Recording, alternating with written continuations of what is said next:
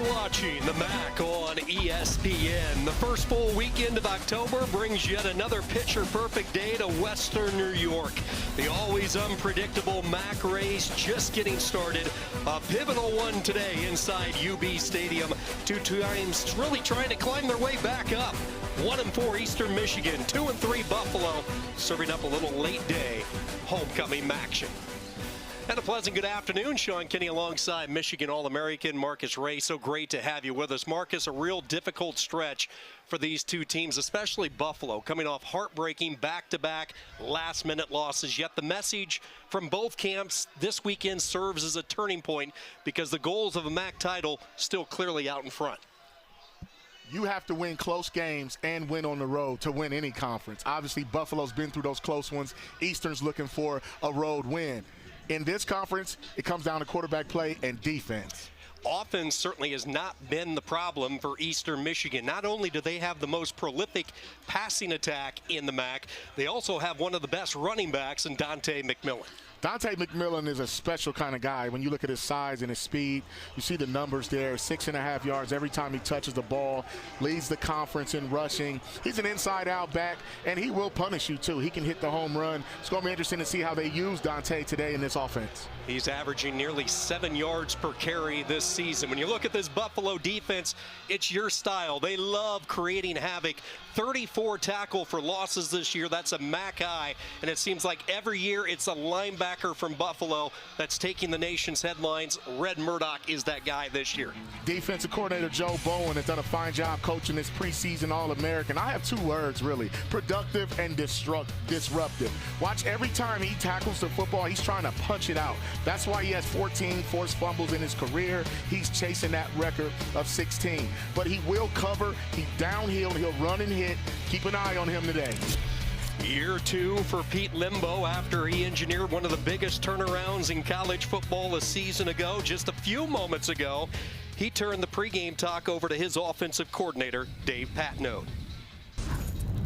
Good. We keep moving. Keep pushing forward.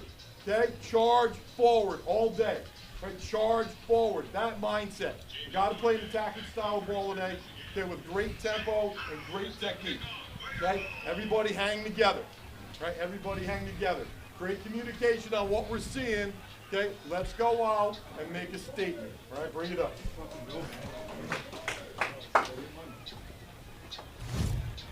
Next place up, 2. Dave Patnode, the offensive coordinator, with words of wisdom before this one. A scenic day here in Western New York. Game time temperature in the 80s, not a cloud in the sky. Pivotal week in the MAC. Every week unpredictable, and 2 rivals going toe-to-toe here this afternoon. Buffalo and Eastern Michigan. Buffalo winning the toss. They elected to defer, so Noah Kim will come out, the graduate, 6'2", 185-pounder, and he's had quite a journey. Started at East Lansing, fought through some injuries late, then went to Coastal Carolina for a season, and now in his final year of football, he has found a home in Ypsilanti.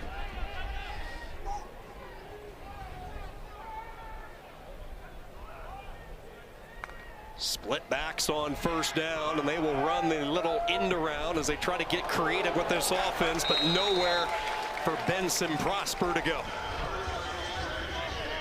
Well, Eastern Michigan coming out aggressive, trying to get a little triple option look here. You'll see McMillan coming around. Noah Kim sails it. And that's Prosper there. That's a great open field tackle there. Buffalo starting off well, playing with good eye discipline. Loss of 2. Second down and 12. Here comes the blitz. Getting rid of it near side. This is the tight end, Joshua Long. Long taken down at the 27-yard line, setting up a 3rd down. And Marcus, when you look at Eastern Michigan, they have been so slow out of the gates. This first drive, critical for Chris Creighton and company. Yeah, and that's one of the things they want to do is get Joshua Long the ball. He was a primary focus in that offense, and they've been trying to stay out of long yardage situations with short, safe throws.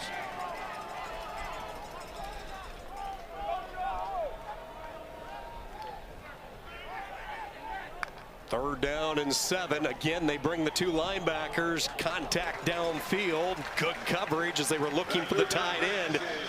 Shadowed by Jalen McNair, and an all too familiar sight for Eastern Michigan. A 3-and-out to start the game. Yeah, Eastern came out swinging. They came out with the trick play. Good stop there by Buffalo. Jalen McNair stayed at home. He wasn't fooled by that motion.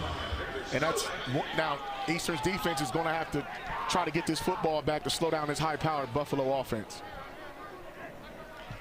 Mitchell Thomasak, one of the top punters in the country.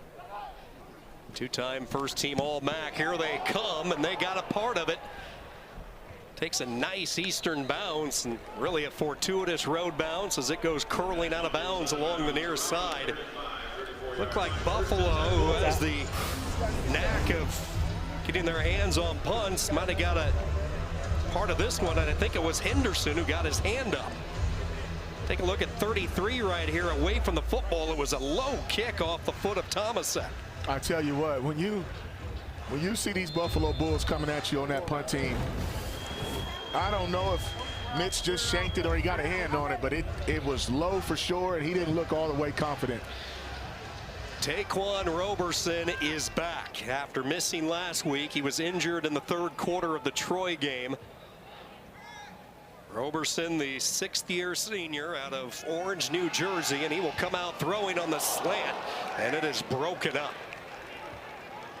Terrific job there, reaching around as they tried to hit McMillan. Try to get Roberson going with this RPO. This is technically a run play, but if Roberson likes that short, quick slant down the field, he's going to take it. I thought that ball was placed a little bit behind McMillan. If he would have caught that, he could have still been running. Roberson had limited reps all week in practice, but they had a feeling he was going to be good enough to go as Aljay Henderson falls up ahead to the 41. Roberson this year, 62% on the season. He has been very dangerous with his legs. Couple of rushing touchdowns, and the question is, will there be rust today after exiting the Troy game early in the 2nd half? Well, if Buffalo can run the football, something Eastern Michigan has struggled to defend, they'll take a lot of pressure off Roberson. 3rd down and 4. They pick up the blitz. All sorts of time for Roberson, dancing around, and the pass is dropped. Patrick Clax could not reel it in. Coverage on the play by Josh Scott. Well, you'll see it's man-to-man coverage. You see bodies chasing bodies.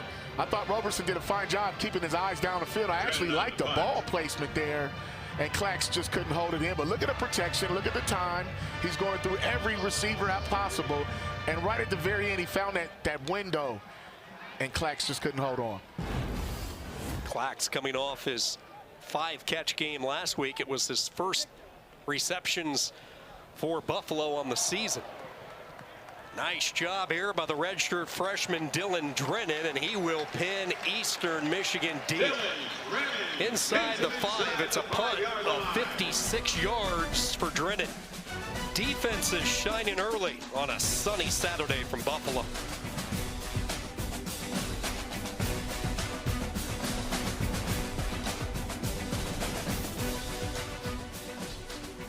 A late flag thrown, and see the look on Chris Creighton's face. Let's listen in.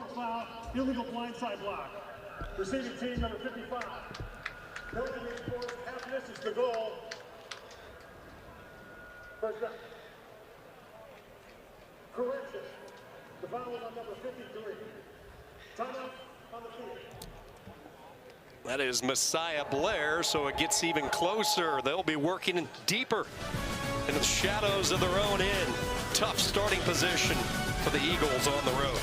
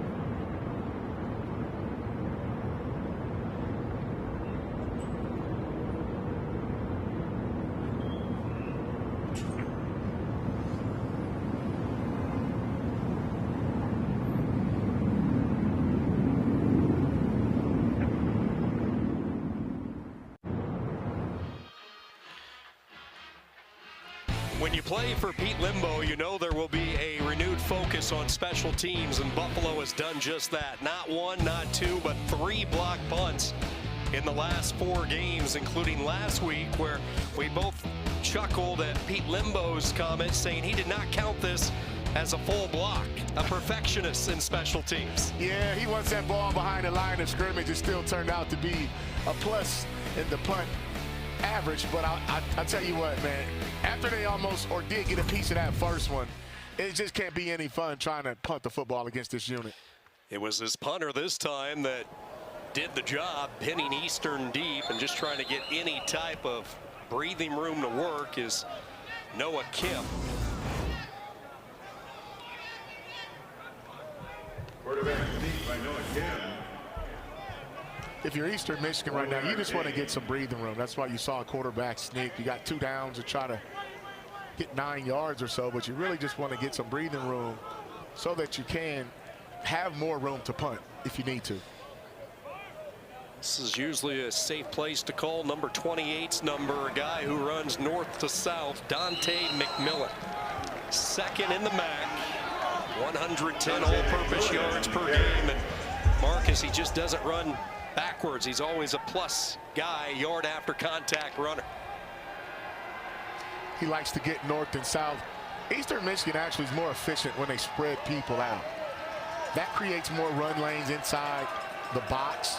As you see, they make change of play here from the sideline. They bunch it up to the right. Devereaux, the end, number 81 on 3rd down. Cutback is there and then some. And you see how McMillan will finish the run. It's a 1st down gallop to the 27. Yeah, he's a bruiser. I mean, he has that short area quickness. Watch how they blocked it. That's a call from up top. Give a little triple option look. He slithers through there and he finishes that run.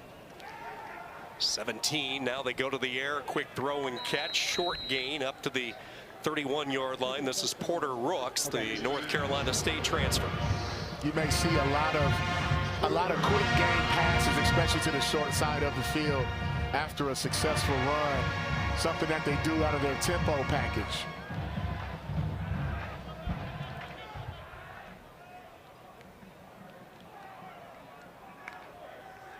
Good-looking drive for Eastern Michigan, and they will add to it. Second time they've run the jet sweep in-around type motion with Benson Prosper, and he will move the chains and a 1st down. So much respect between these two coaches coming in who ironically started their playing days at small colleges. Chris Creighton, the record-setting quarterback for Kenyon College out of Ohio. What a job he's done in Ypsilanti. Second longest tenured coach in the MAC, trailing Miami's Chuck Martin by only 3 days. So Eastern Michigan has taken it from their own 1 now out to the 45, and McMillan into plus territory. Drugged down at the 48-yard line, 8 more yards for McMillan. Well, if you see Eastern Michigan, they are mixing it up with both run and pass. I like the call there. Gave a little freeze option look where they were going to hand it off. Linebackers stopped their feet, and their offensive line playing extremely well, playing a lot better than they did last week in that first half. McMillan will get a quick breather. They bring in both Joey Mattert and Tavier Dunlap, the Michigan transfer, both flanking Kim. Mattert in motion. They will give it to the big body Dunlap, who is tripped up. Tennis shoe comes out of the pile as well. There's Deion Crawford on that tackle. I mean, that's a good tackle because right now, Eastern Michigan is attacking right between the nose guard and the defensive end. That's called the big bubble, Sean. And so that's why they're checking at the sideline to find out where the bubble is. That time, Deion did a fine job of squeezing and taking the air out of that bubble. Crawford, such a versatile defender for Buffalo. He can play multiple positions. 1st down at the 45. They'll take a shot. Devereaux out there, makes the catch. Touchdown, Eastern Michigan. 45 yards.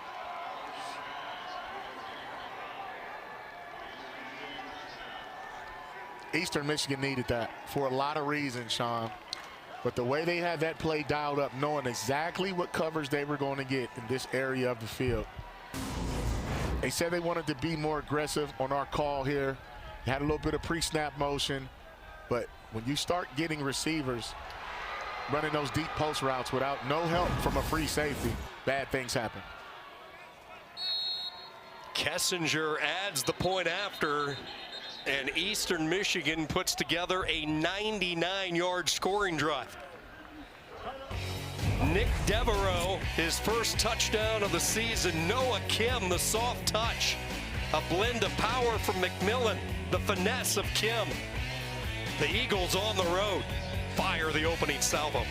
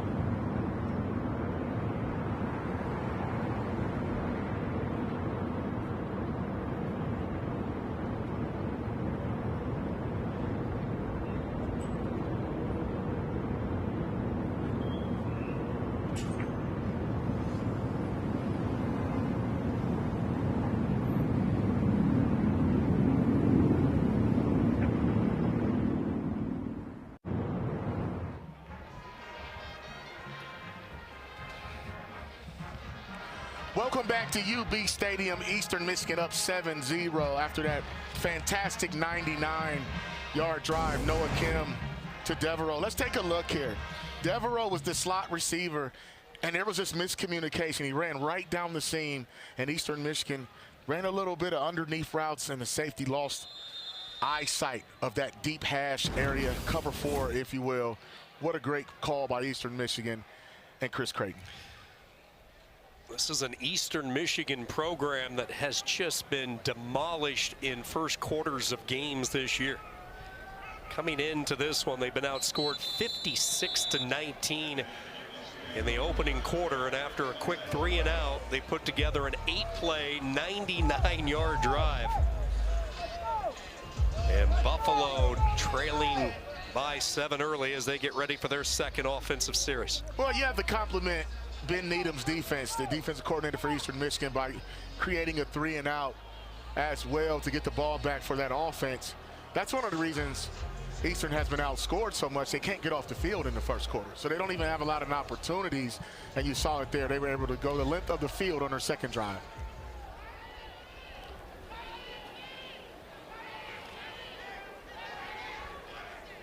Roberson 0 for 2 on his opening drive, and they will go to the air and wide open on the slant, and a foot race inside the 40 to the 30. They're not going to catch him. Touchdown just like that. Buffalo responds with Victor Snow. 75 big ones.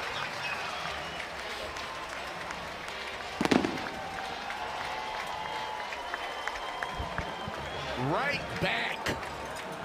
You want to talk about dealing with adversity, taking a punch and delivering a counter punch? You just saw it. Off the RPO, that is what people want to do. Show run. What a decision by Taquan Roberson to Snow.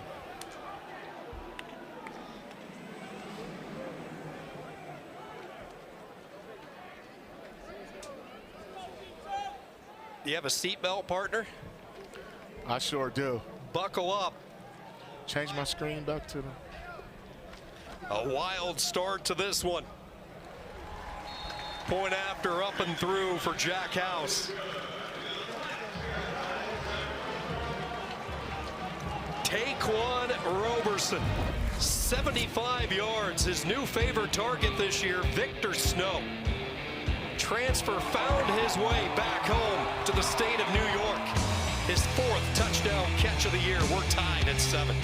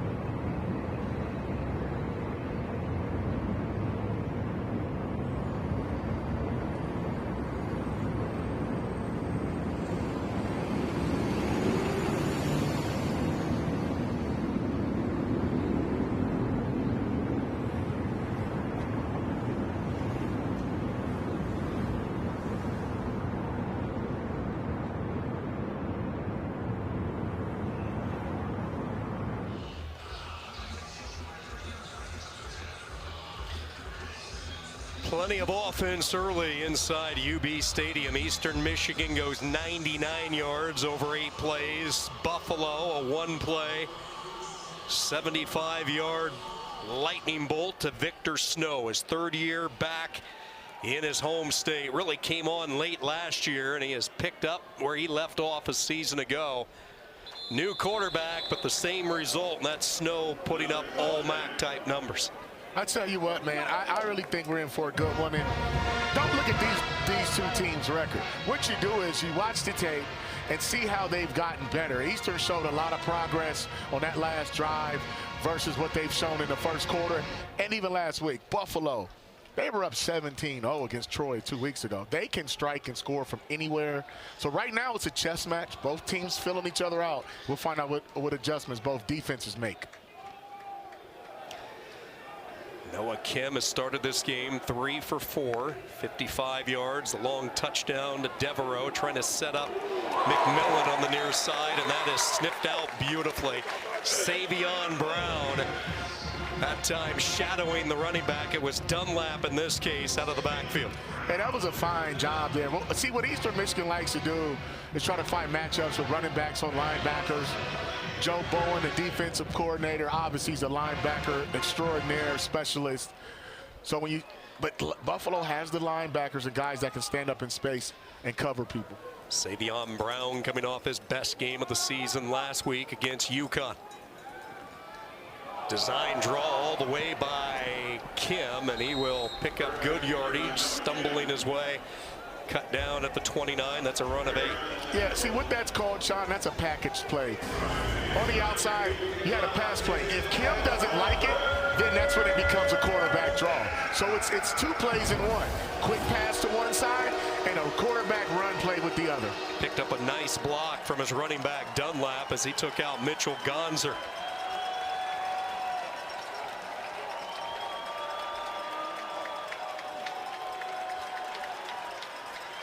Third and 7. The tight end long in motion. Buffalo rushes 4. Drag pattern caught, but tackled well shy of the first down.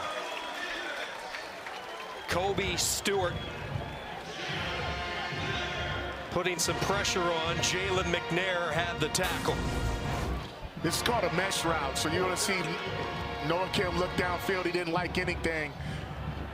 Buffalo took all the vertical passes away, and Jalen McNair, what a great tackle in space. Breaking on the football, making a good, clean tackle. McNair, a 6th-year guy, came back from a season-ending injury after the first game a couple of years ago at Wisconsin. He's made a couple of early tackles. The previous play is under further review for potential targeting. So they will go upstairs and take a look. Our replay official, Scott Bova, potential targeting that Chris Creighton certainly will be interested in what they decide here. Will this drive stay alive? Well, that's interesting there. I mean, that punt was almost off. They was almost through the next play. Chris Creighton said, not so fast. We need to take a look at this one. So did the guys in the booth. And you always want to err on the side of safety. If it's questionable, just take a look. And we'll see McNair. That is a violent collision. We could put our targeting rules up for you, but he's not defenseless. Hard to tell if he led with the helmet completely. So the first part of targeting ruled out. Did not hit him with the crown of the helmet. Second part is, was it forcible contact to the head or neck area? And like you mentioned, Marcus, not defenseless in that case because he was a runner at that moment. Yeah, I think it's enough to where you look at it, but then when you look closely and we come up with a verdict here in a second. Number 8 for the defense targeted the defenseless receiver. 15-yard penalty from the end of the play. Automatic first down. Number 8 is disqualified. So a huge blow for Buffalo early. Jalen McNair with the targeting call. McNair had played really well through the first couple of series. Pressure will now shift to Miles Greer and some of the depth that Limbo has in the Bull secondary. Well, that's a momentum change because that was a stop by the defense. Eastern Michigan, it was all set to punt the football. Now they have it at midfield. And McNair, that's going to be a big loss. New life for the Eagles on the road. They will hand the ball off, picked up into the air and slammed down. Gain of 3. That was Gonzer, the transfer from Harvard, who put the Eastern Michigan running back up into the air. Well, you'll see Red Murdoch, number 2, shed a block there, fit inside out, and get that tackle. Got a bunch of guys in there trying to maintain their run gap integrity. Murdoch did a good job using his hands. Dunlap stays in the game. Second down, flag is thrown, little drag again. Prosper has been very active in this first quarter. Good yards after contact as he struggles up close to what should be a first down, but a flag thrown along the Buffalo sideline.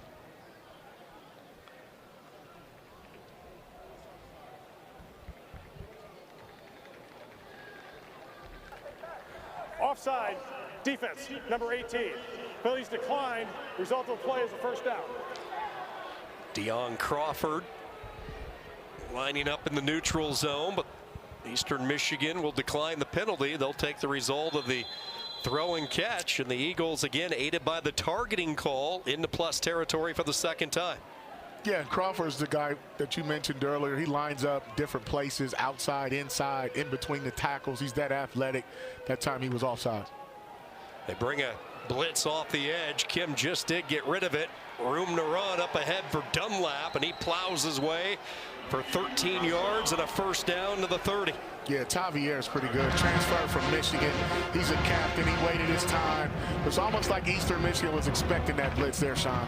They continue to go tempo after a big play. Good cut there, making the initial defender miss.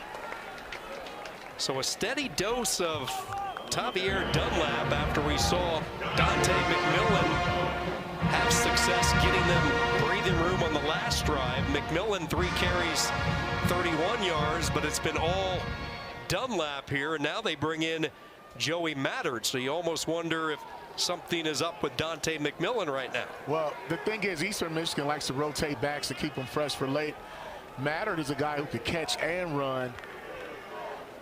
Second down, Kim off his back foot. Prosper another touch, and he has nowhere to go. Murdoch, Gonzer, and Wallow all converging. He makes the smart move and just goes down. Yeah, he just didn't want no smoke at that time. It was too many blue shirts there, Sean. I think I might have gave myself up too. I'll tell you what, both of these teams are trading punches. One good play for Eastern, a play for Buffalo, but this is a big, big down here. Junior Poiser, Devin Morgan have checked in for Buffalo. Third down, they need to get it to the 20. Well shy of the first down, and opportunity for a field goal.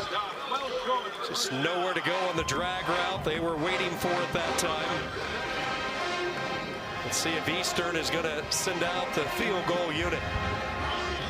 Tell you what, this Buffalo defense buckled down as the field got shorter, and they're just not going to let the ball get vertical after that big pass to Devereaux, and that's why Noah Kim's checking down. But Kessinger here, we'll see if he can knock it in. Rudy Kessinger this season, 10 of 13. This one officially 47 yards, has enough leg, but he pushed it to the right, no good. Eastern Michigan unable to take advantage of the targeting call, and their drive stalls with Kessinger missing just his 4th field goal of the year. He's been a pretty reliable weapon and option for Creighton and company through the first quarter of the season. Yeah, and he missed one last week too, so it's just a thing where it's probably getting a little more mental. The kicking game at Eastern has been one of their strong points ever since Chris Creighton has been there. But that's a good drive by Eastern to flip the field, but I think even a better job by Buffalo stopping Eastern from getting points down here.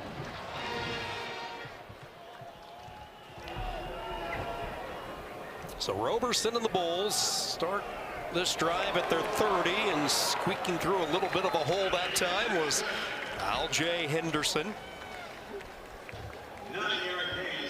You look at Buffalo throughout the course of the year, they rushed for 370 against St. Francis. Last week they had over 200 yards in the loss to UConn. So they take a shot deep downfield, just past the outstretched arms of Gaithings. Marcus, you look at Henderson's numbers specifically, averaging under 3 yards per carry this season. What's been the big reason? Well, I think people are loading up to stop Henderson and stop the run game. That's why you saw that Victor Snow touchdown pass. People have tried to make Buffalo one-dimensional and make Roberson beat them. So if you have to take something away, and what most people want to do is stop the run first. Henderson, 24 carries last week, just 63 yards against the Husky D. 3rd and short. Late hole opened up. Good patience by the senior from Irvington, and he will move the chains. And a Buffalo first down. Expect to see Buffalo take another shot, get back into their RPO stuff. When they want to run the football, and if they have success, you have to add more hats in the box. And when you do that, you open up the pass game. First down, Henderson.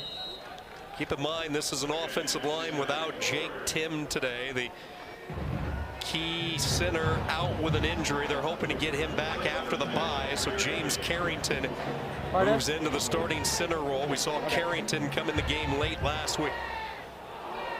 Versatile offensive lineman, a 6th-year senior. Roberson wanted to go deep, nothing there. Now checks down, ball nearly intercepted. Ricocheting around, and it nearly ended up in the lap of Andrew Marshall. Eastern Michigan did a fine job covering downfield. I thought Roberson was going to take off and try to probably get about 5 or 6 up the middle. Watch, it'll open up right to your left. That was the run lane. Decided to check the ball down, and Henderson just didn't look it in. They're fortunate it wasn't picked off.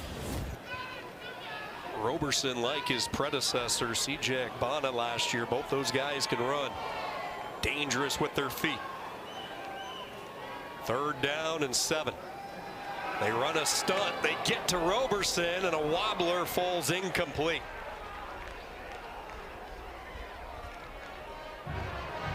Watch the pressure here, Sean. When you see Roberson couldn't set his feet, and they ran an outside in stunt. Looked like, is that 54? Oh, yeah, that's the freshman. Quincy Bias. They ran a tech stunt where the end and the tackle run an X. He went upfield, came underneath. Blown pass protection there by the right side of that line. Roberson couldn't get a clean throw. They are really high on Bias, the true freshman out of St. Louis, Missouri. He has one of the 2 sacks this year for Eastern Michigan, a defense that has had a tough time putting pressure on the quarterback. Dylan Drennan might be the MVP right now for Buffalo. 2 terrific punts, a 52-yarder.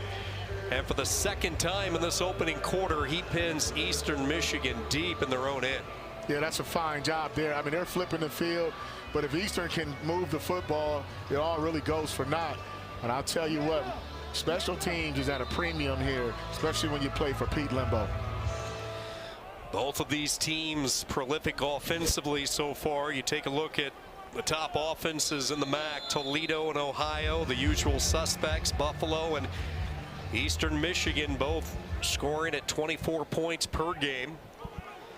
Bulls at 2-3 on the year. Eastern Michigan entering desperate need of a win at 1-4. From their own 5-yard line, they will try to stretch it wide, but pursuit there by the Bulls. Solomon Brown. McMillan picks up 3. Little gimpy as you see him limp back to the huddle. Yeah. Definitely got a little dip in his step. And they'll probably get him out here in a second. But that was a good outside zone play, though. But don't be surprised when Noah Kim starts to read that defensive end and pull that football and go down the hash. Mickey Revelinsky is checked into the game, one of the more experienced offensive linemen. He's playing with a huge club on his hand. In at right guard, number 63. Missed the first 3 games of the year. This is his 3rd game back. 2nd down and 8. And McMillan erased. Junior Poyser, the sophomore from nearby Ontario, in on the stop. Watch the big fella use his hands, get around the block there, and retrace it. Almost jarred the football loose. He's not going to let Red Murdoch have all the fun trying to punch that football out. I think that's something that they just coach here defensively. They don't just tackle you, they tackle the football. Buffalo coaches told us that Junior Poyser might be the most improved player since spring ball. What could be the final play of this opening quarter. Eastern Michigan does not have to take a snap, and they will just let the clock expire. And it is a draw through 1 quarter of action. Kim, a touchdown pass. Roberson, the long score. We're tied.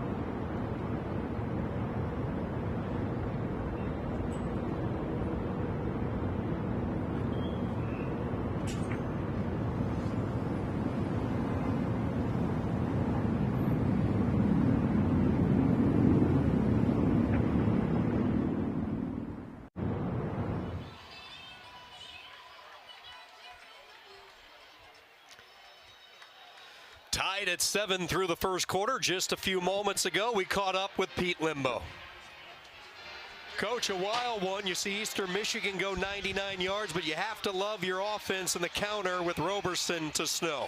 Absolutely. No, we know this is a very explosive Eastern Michigan offense that we're up against, and they're going to make a few more plays today. We just have to keep responding.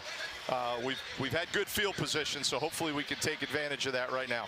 Hey, Coach, 2 punts inside the 5-yard line in the first quarter, man. How would you grade your special teams? Yeah, no, Dylan Drennan's been great for us all year. He's a redshirt freshman, his first year playing. I think he's second in the league in punting right now. He's certainly adding to that today. Thanks, Coach. Okay, thank you. 3rd and 7 as we start quarter number 2, homecoming weekend here in Western New York alongside Marcus Ray, Sean Kinney. Eastern Michigan 1 of 3 on 3rd downs. 3rd down and 7. They need to get it to the 16. Kim and a miscommunication and a flag comes in. Rooks was the intended target, and some contact and a defensive flag here for Buffalo. Yeah, got a little tug on the jersey a little bit. Lost his leverage. Pass interference. Defense, number 9. 15-yard penalty for the previous spot. Automatic, first down. That is the Arizona State transfer, Keontez Bradley, and Marcus, a couple of 3rd down flags keeping Eastern Michigan drives alive. Look at the top of your screen. Tight end Joshua Long was wide open, but he was not to the play side, so Noah Kim didn't see him. Buffalo is very fortunate Kim didn't see him wide open. Noah Kim entering today, the top passer in the MAC, averaging 233 yards per game. That's 20 yards better than the next quarterback. It has been a seamless transition from the beaches of coastal Carolina to Ypsilanti. The power and the vision, running hard and close to another first down. Tavier Dunlap, and they will move the chains. 11 yards for Dunlap. Yeah, we saw McMillan gimping a little bit, but you see Dunlap has been downhill so far. 215-pounder. Kim gets rid of it quickly along the far sideline. That's Devereaux who has the touchdown catch. Anytime you see grass in front of a defensive back, Sean, the quarter to the short side of the field, the quarterback is probably going to make that throw regardless of what the play call is.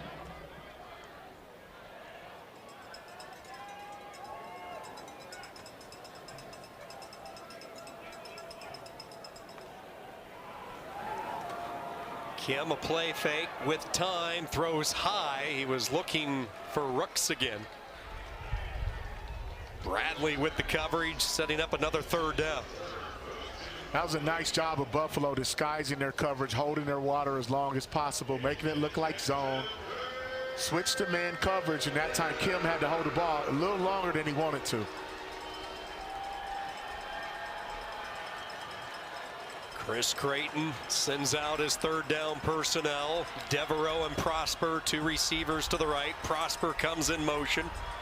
Dunlap flanking Kim. 3rd down over the middle, settling in underneath and making the catch as the tight end. Joshua Long found a little bit of a hole in front of Red Murdoch, and another 3rd down conversion. Joshua Long, a big fella out of El Camino Community College, man. He's been a pleasant addition to this roster for Eastern Michigan.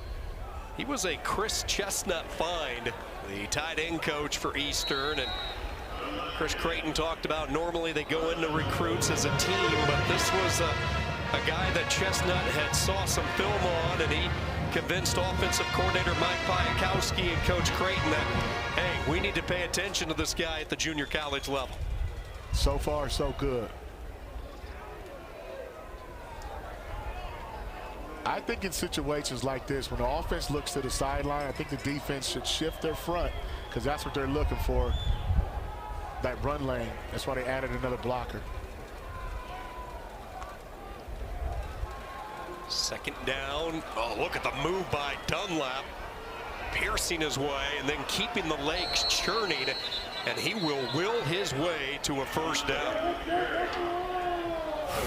Yeah, you'll see Easter get that call from the sideline and get a little triple option look and to freeze a defensive lineman, and just look at the push, the ability to fall forward. Dunlap, the transfer from Michigan, was on that 23 national title team, and now he's getting a chance to do what he does. Steady dose of Dunlap on this drive, and very similar to what we saw Eastern Michigan do earlier in the first quarter on their 99-yard drive. The run game softening up this pass defense, and this is the part of the field they love to go to Terry Lockett and Nick Devereaux. Yeah, they're showing a lot of balance, and you just mentioned Lockett. He didn't have a great day last week, only one catch, but he can pop it from anywhere. Second down, they're going to take a shot deep downfield, but Buffalo was ready.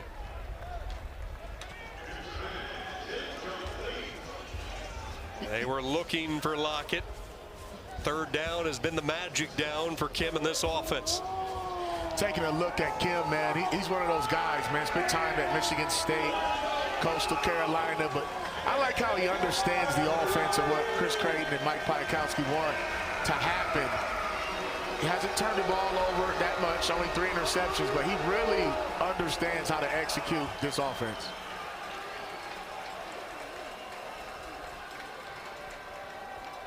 Buffalo defense needing a stop. Third down and 7. They stay with the ground game. And with a call like that, is Creighton thinking this is 4-down territory? I think so, Sean. That's a good call. I mean, it's kind of out of the range of Kessinger, and he just missed one. So Coach Creighton figured he had 2 downs, possibly to draw you off sides. You can get a delayed game and punt. So there's a lot of different ways you can go with this. Or you could just run your offense. Eastern Michigan 4 of 8 this season on 4th down. They go a bunch formation, 2 right, 2 left. Kim looking right the entire way, and another first down grab. Joshua Long, 2 key catches on this drive.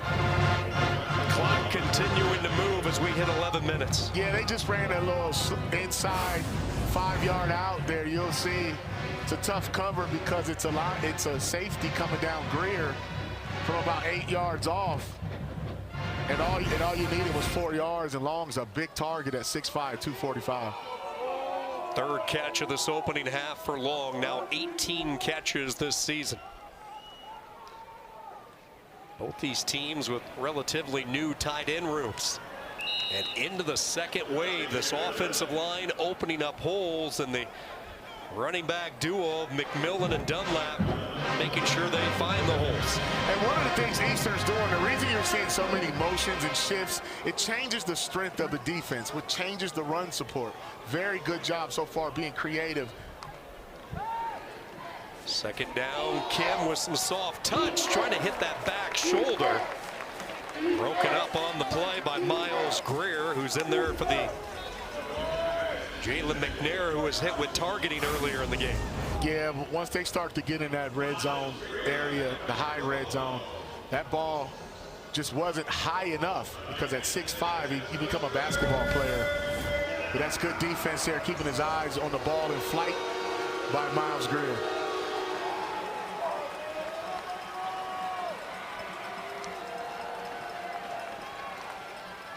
14th play of this drive. They pitch it right side. Dunlap breaks through the lasso tackle from Murdoch. Murdoch had him about a yard shy of the first down, but Dunlap just so strong. 215 pounds running behind those pads, and they pick up the first down. Yeah, that's a good blocking scheme there with that bunch set. Start pulling linemen. It's really hard to get a good angle on the running back, and he got his foot in the ground and went north and south. He's running extremely hard right now. Dunlap has rushed it 8 times. McMillan 7 carries. They've run Prosper on the jet sweep a couple of times. Ground game looking very potent. It's Dunlap. It stood up at the line by Stewart inside the red zone, and again, this is the drive that you're Eastern Michigan. It started all the way back at your own 5. You've converted on 3 third downs. You've converted on 4th down. eaten up over 5.5 minutes, approaching 6 minutes of the second quarter clock. Well, this is one way you protect the defense, is to score, get field position, and maintain the football with time of possession. Great job by Eastern. Second down, taking a shot. A lot of contact, and here comes the flag. Greer trying to slow down the big tight end, had a good chunk of the jersey. And Eastern Michigan knocking on the doorstep. Well, Greer plays that position behind Jalen McNair. Don't forget he's out with Target, and Eastern Michigan now trying to find that matchup. Pass interference. Defense, number 6. 15-yard penalty for the previous spot. Automatic. First down. Let's take a look here and see. Ball is in the air, right there in the center of your screen. He grabbed the jersey. And actually, I thought he had fine coverage. All he had to do is play the ball or play Long's eyes. But if you've been watching this game, you see that Eastern Michigan is trying to get the matchup with a 6'5" tight end versus a 5'10" safety. First and goal. They will hand it off right side. Contact, collision, but falling ahead with the forward progress and the touchdown for McMillan. There is nobody better in the MAC right now in securing yards after contact than Dante McMillan. Yeah, he's thick, strong. He has that low center of gravity. Give this offensive line, Big Snively and the guys, Revelinski, those guys are getting a push. But as you stated, Sean, look at the second effort. He twists, turns, and continues to push forward.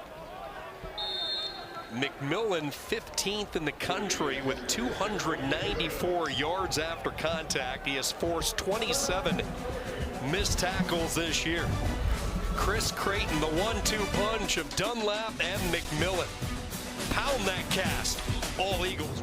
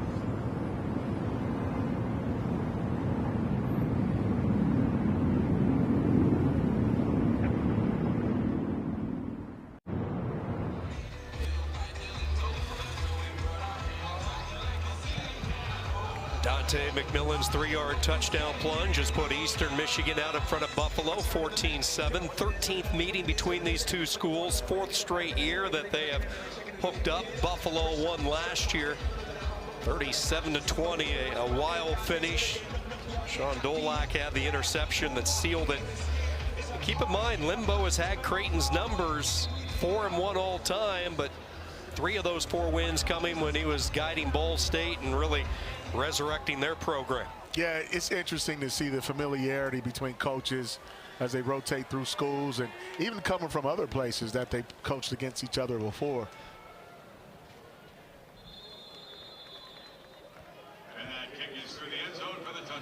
If you're just joining us, earlier in this game, Jalen McNair, the starting safety, who is off to a really good start, removed from the game because of this targeting call. Yeah, you'll see. I mean, it's just a bang-bang play. And hey, they made the call. You see him leave, and he has to sit out one part of the next game, too. It's just one of those deals, man, where you got to err on the side of safety, but that was a bang-bang football play. And ever since he went out the game, you've seen Eastern Michigan attack that position. Buffalo offense has just played the role of the spectator here in the second quarter. They finally get on the field after the monster drive. 17 play, 95-yard drive for Eastern Michigan. Terrence Shelton getting his first carry of the afternoon. Messiah Birch still out in the backfield for Buffalo. Lamar Sperling was going to be a game time decision. He had not practiced all week, and that's a tough break because Sperling was coming off his first 100-yard effort of the season last week with UConn. Yeah, Sperling, young man out of Akron, Hoban High School, big-time program there. You have to have 2-3 running backs. As you see, Eastern has their two. They've been playing, and Buffalo's going to have a little rotation of guys, too, if they're going to run this RPO offense. Play clock winding down. Buffalo with some confusion as far as personnel goes, and they will use their first timeout. Pete Limbo and company using the timeout. 7:58 to go, second quarter. Eastern Michigan by 7.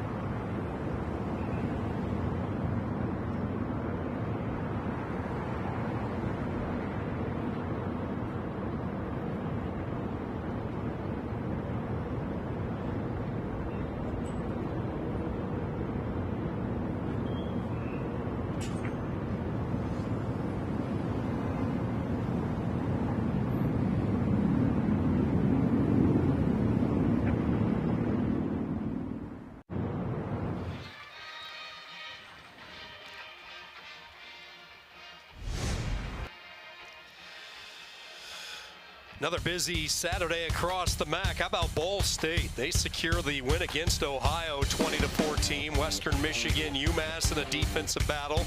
Central leads by a field goal over Akron. All eyes in DeKalb. Northern has the lead on Miami. And then out of conference, Kent State could be in for a long day with Oklahoma. I tell you, man, this conference play, and it's really all about matchups. I mean, we're getting close to mid-season here, and it's not about records. It's about what you do in between the lines on that day, and anybody can beat anybody on any given day in this conference. We'll see Ball State next week when they travel to Kalamazoo. Up the middle they go, submarining his way ahead for 3 yards. Goes Shelton. Terrence Shelton, when you look at the body type of all the different running backs in this room, probably the most similar to Al-Jay Henderson. Sophomore out of Franklin, Wisconsin. He had been dinged up as well. He returned to practice this week, so You get Shelton back, but then you lose Sperling, and going back to your point of the needed depth to go through the course of a college football season here in the MAC. Third down, over the middle, passes reeled in, and this will be a first down. They needed 6, they pick up 7, and Buffalo takes a page out of Eastern's playbook with the third down conversion. Yeah, Roberson's doing a fine job of making the throw to the open man. He's not forcing anything. Now, Buffalo's taking a long time to get their plays in as they signal and get guys lined up. But Eastern's playing a lot of man-to-man coverage on third down. Roberson, a 5-step drop, near sideline throw, looking for Snow. Good coverage by Joshua Scott. Roberson's pass intended for Snow, incomplete. Looked like it might have been a little bit of miscommunication there. You got to tip your cap to Eastern Michigan's defense right now, just for the simple fact they've been giving up 279 yards on the ground. And if they can cut that in half today, then I think they can have a lot more success and force the ball down the field. You have to earn the right to rush the passer.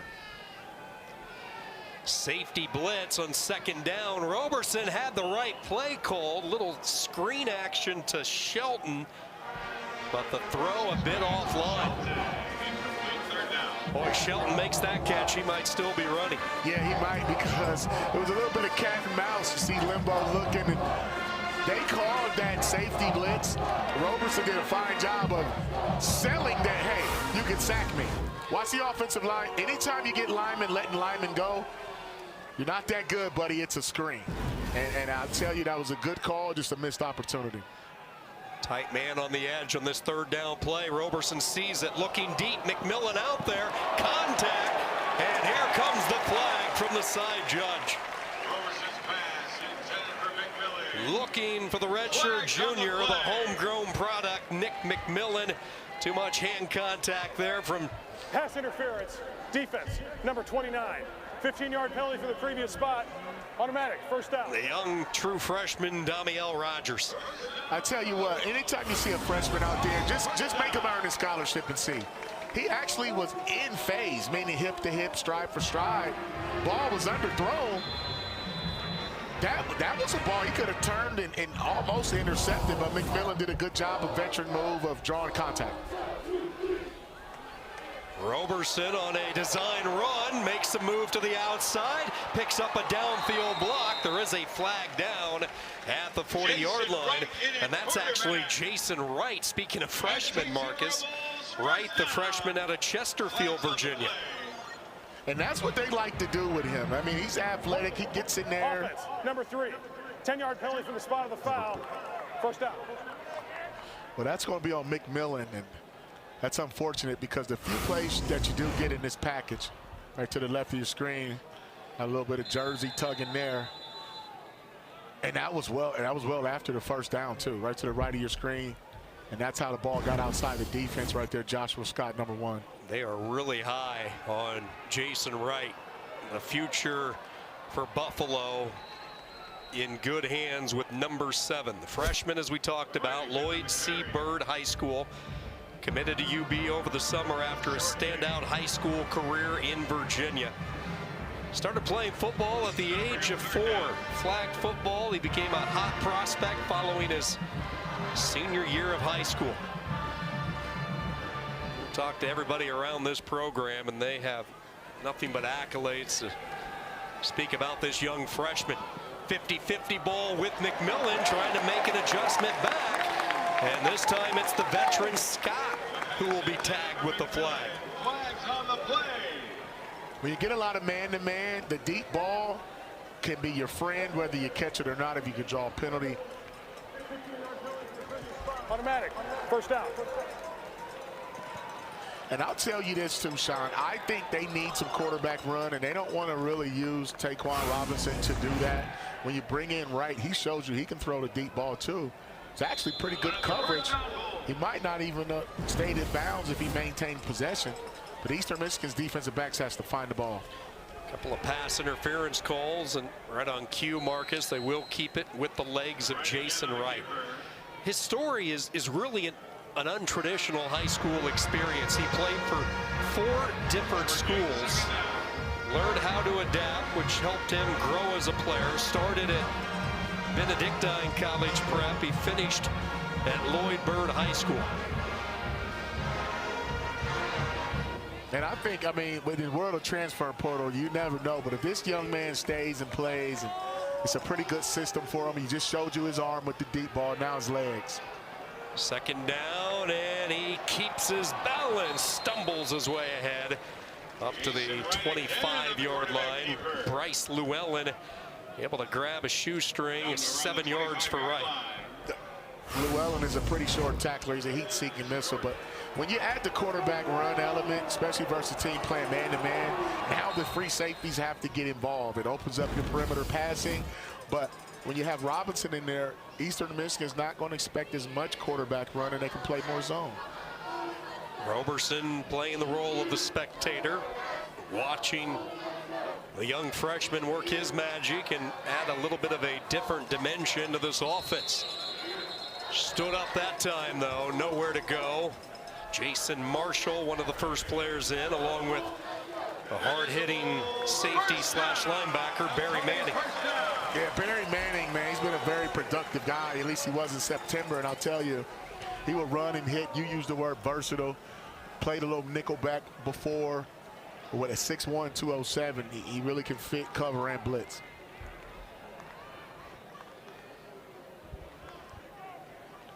This has been a second quarter where each team has had the football only once. 2 long sustained drives.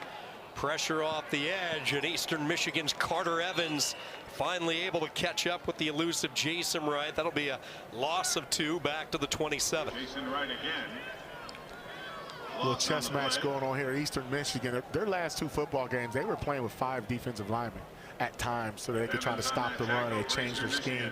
And from week to week, it could vary. Now Chris Creighton's guys is facing a quarterback run a little bit more. They saw it against Central Michigan, but that time Carter Evans did a good job of being a spy. Snow in motion. They will hand the ball off, making one defender miss. Still on his feet to the 10, stiff arming. And going out of bounds is Al-Jay Henderson. First and goal for Buffalo, 17 yards. That's the Al-Jay you were asking about. It's a good play call here off the Jet Reed. Just now, this is something that plagued Eastern Michigan early on, and it was missed tackles. And you know, this is the one area of the field you can't afford to do it. They've been tackling well so far, but right there they missed 2. Roberson back out there after Jason Wright did a lot of the damage on this drive. Red zone trip for Buffalo. 2.5 minutes to go in this first half. Roberson will keep it. He's picked up and slammed down. A gain of 2. Second and goal. Tackled on the play by a number of different defenders in there. Donovan Green, the big heavyweight, over the football. They love their 2 interior tackles in Green and Martin. Yeah, those guys are run stoppers. Plug, 6', 290, 5'11", 300. Hard to move. You know what Roberson told Pete Limbo? Hey, I can quarterback run too. Get right out of there. Let me get one of those zone reads.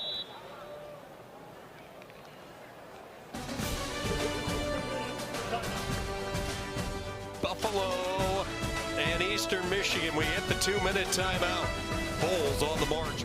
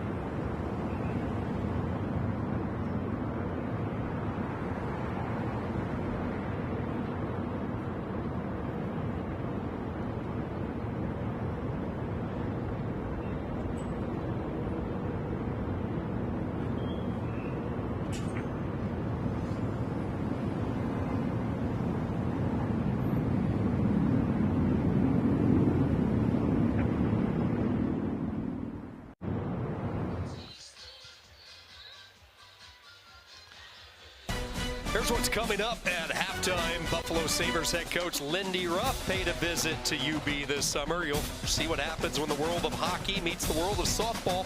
We'll take a look at next weekend's action, plus first half highlights and stats, all coming up at the break. 14th play of this drive for Pete Limbo and Buffalo. Second down and goal. The ball just outside the 7. Lobbing it back of the end zone. Going up, high pointing is McMillan. He makes the catch, but he was out of bounds, they say. Llewellyn and Scott. McMillan could not bring the feet down. What great coverage there. Tough ball to defend. That time he didn't have to look back. He was in great position. Watch how he plays through the arms of the receiver and carries him out of bounds. McMillan couldn't pull it in. Josh Scott, great coverage. Scott back healthy after back-to-back season-ending injuries. He was one of the top corners in the MAC during the 22 season. Trying to return to that form.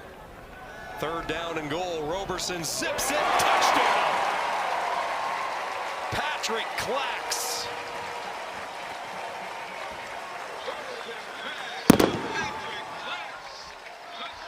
I tell you what, man, Roberson is celebrating. That time he did a fine job of reading the coverage. Buffalo, they shifted to a different formation, and I think that got Eastern Michigan out of whack. And Roberson did the old school okie doke. Look left and throw right. That'll get some linebackers to open up windows, and he threaded the needle. Point after is up and through, and we are tied at 14. Patrick Clax, over the last couple of weeks, quickly emerging as one of the main weapons on the edge. I'll tell you what, man, he dropped that one earlier at that time. Watch the celebration, a little hot dog.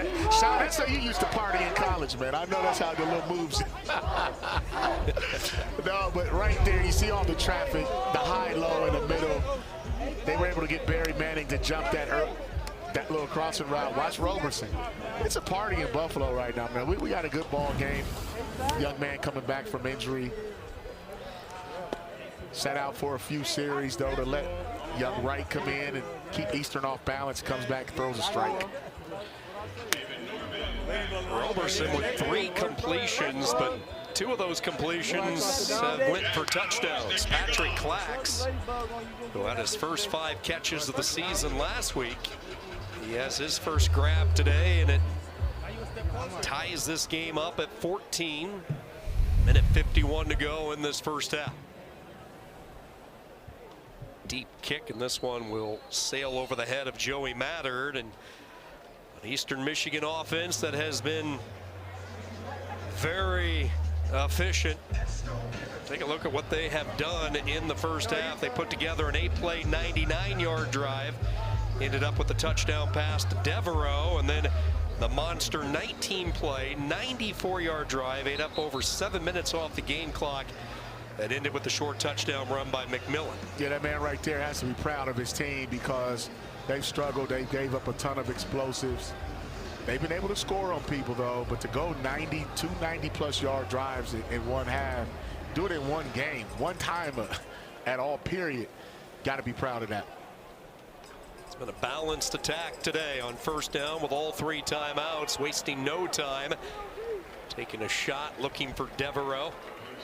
Oliver Bridges, the redshirt junior, second-year transfer from Cincinnati with the coverage.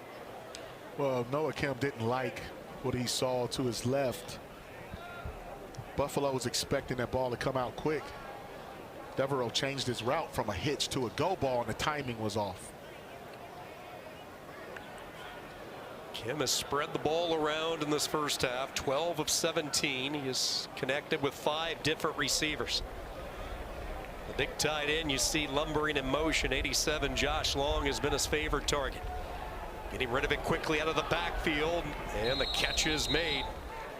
Part of the game that really doesn't get talked out a lot with Dante McMillan. Not only is he a yak guy, but he has very soft hands. Yeah, 12 catches coming into this game out of the backfield. When you saw Long going in motion, that told Noah Kim it was man coverage. That's why Kim got the ball out fast to McMillan once he recognized he had a linebacker covering his guy. Buffalo defense that has not been able to get off the field on third downs. Eastern will tighten up the formation. McMillan to the right of Kim. Kim a play fake, gets rid of it quickly, and a first down catch. There is a flag in the secondary. Prosper with the catch. Let's see what the flag is. Yeah, I tell you what. A few linemen look like they were downfield, Sean. And that's the danger of that RPO. If you hold it too long, it's a run play, and those linemen are just going run blocking. We'll see. There is no foul for offensive pass interference or ineligible receiver downfield. The ball was first touched behind the line of scrimmage. See, we're going to take a look and see exactly how they called this. So you get linemen downfield, right? But watch, you get a 2-yard window, but technically that's a screen play. And screen means that the ball is caught behind the line of scrimmage, so those linemen can be downfield. Eastern Michigan 4 of 7 on third downs. First down, Kim with a clean pocket. He's going to launch. Devereaux trying to turn on the Jets. Too much air on that one. Kim's pass again intended for Devereaux. That's a game plan thing. Anytime Eastern Michigan is starting to see two safeties high, Kim is going to make that throw. If you see right there, the safety Greer, he got caught short. It was in. Look at that. He wants that one back because you don't get very many opportunities. But if you can get that safety on the hash to bite up on something in front of him, that's what opens up that post.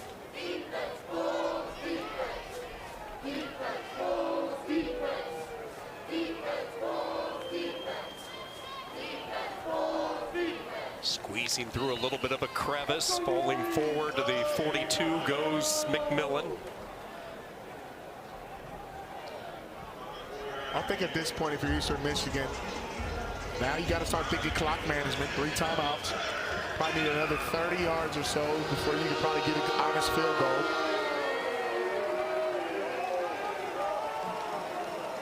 Third down, they need to get it to the 48. Pressure from Stewart. Ball up for grabs, and it's caught. A 50-50 ball hauled in for the touchdown. There is a flag down. Wheeler right now, if it sticks, good for 59 and a touchdown, but let's wait and Pass see. interference. Offense, number 7. 15-yard penalty from the previous spot. Third down. Marcus is the old defender. You saw this right away. Yeah, I did. It looked like the ball was getting ready to get picked off. I mean, that was great leverage. And every now and then they don't call that, but it has to be egregious. You're looking to the top of your screen. So that's a back shoulder fade. And that one there is a little tough from that angle. I mean, obviously officials stand on the sideline, but let's see if there's a little bit of, it was just enough. And I think it was his body language. That's Cooper, right? Yeah. So that's his body language. Kind of told you that he got shoved. But that one right there could have went either way. Marquise Cooper wearing 41 today for the Buffalo defense. Third and a trip back across Lake Erie for Eastern Michigan. They will go conservative with the call, and if you're Buffalo, you're going to burn one of your 2 remaining timeouts. Bulls want to give their offense an opportunity. The offensive interference call wipes out the long touchdown pass. A good one in the MAC on a sunny Saturday in Buffalo.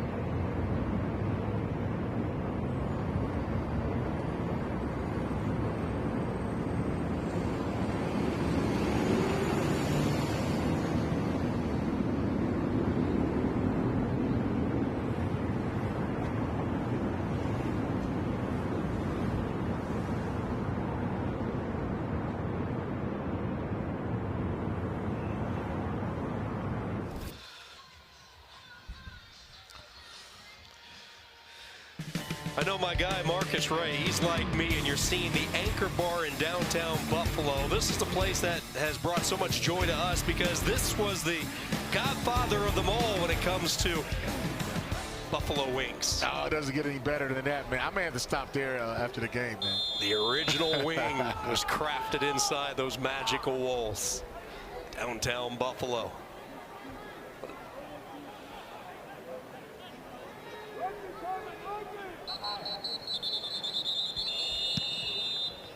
Timeout is going to be utilized, I believe, by Eastern Michigan.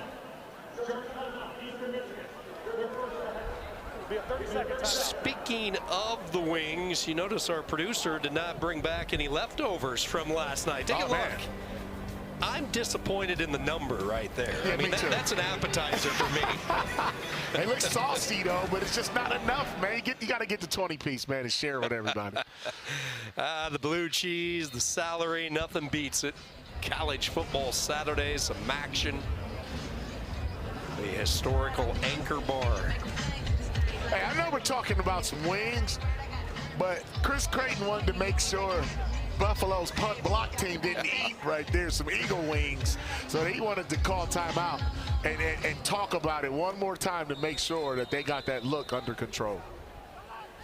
Buffalo team that had blocked 3 punts coming into this one. They were given a partial credit on one earlier in this game, and good job here by Tomasek, the two-time first-teamer in the MAC, to keep the ball away from Victor Snow. So Buffalo, with one timeout, 41 seconds to work, as they will try to get their kicker, Jack Howes, in the field goal range. Well, you have to be smart with the football. Probably try to get a few plays. If not, go ahead and run the clock out. Be careful. Eastern may burn their timeouts, too. We'll see if Buffalo takes a shot if Eastern Michigan plays that man-to-man coverage that they love so much. It's been an interesting first half for Roberson and his return to the lineup. 3 of 11, but 2 of those 3 completions for touchdowns. Starts up at the 25, and he will try to hit his man over the middle, incomplete. He was looking for Clax, who has one of the 2 touchdown catches. Jack Howes getting loose, the 5th year that has been really good this year, mainly from inside 40, where he's been a perfect 5 for 5, as long coming in 39 yards. So still some work to do. Definitely, and you'll see Eastern Michigan playing with 2 high safeties, playing some man-to-man, make sure they have a body on a body. Keep in mind, Buffalo will get the football to start the second half as well. Roberson trying to buy some time. Nobody open downfield. Looking for Nick McMillan. Pass intended for McMillan. That's incomplete. It's good coverage there by Eastern. Obviously, the pass rush. Guys are going to pin their ears back, anticipating pass. You just don't want to turn the ball over here. You don't want to force anything on 3rd down. Eastern Michigan could use a timeout after this play if the clock is still running. Wholesale changes along the defensive line. They bring in the 2 big bodies, Green and Martin. Sterling Miles is checked in as well. Series of misdirection in the backfield, and Eastern Michigan is going to use a timeout. Henderson drugged down. And a good job by the Eagle defense. They force a couple of incompletions. Buffalo and Al-Jay Henderson unable to get anything generated, and they're going to give the football back to Noah Kim one more time. Both these teams coming in high expectations, both hoping to get back into the bowl picture. Buffalo predicted 4th. They had the tremendous year last year, year 1 for Pete Limbo. Remember, he arrived late as well in December. What's he do? He improves the win column by 6 games. They win over Liberty in the Bahamas Bowl. They were the preseason 4. Eastern Michigan missing out on the bowl picture last year, and they had been pretty spoiled in Ypsilanti with what Chris Creighton has been able to do in delivering postseason bursts. So a lot of people thought that they would be a team back in the bowl picture. It's always tough to win in your first year. Pete Limbo definitely did that. Drennan, who has punts of 56 and 52 yards in this first half, delivers a 45-yard punt. Speaking of the postseason last year for Buffalo, what a season it was. Pete Limbo, year one, taking over the program, and they were rewarded the Bahamas Bowl, and they spent some time in the beautiful, majestic Atlantis Resort.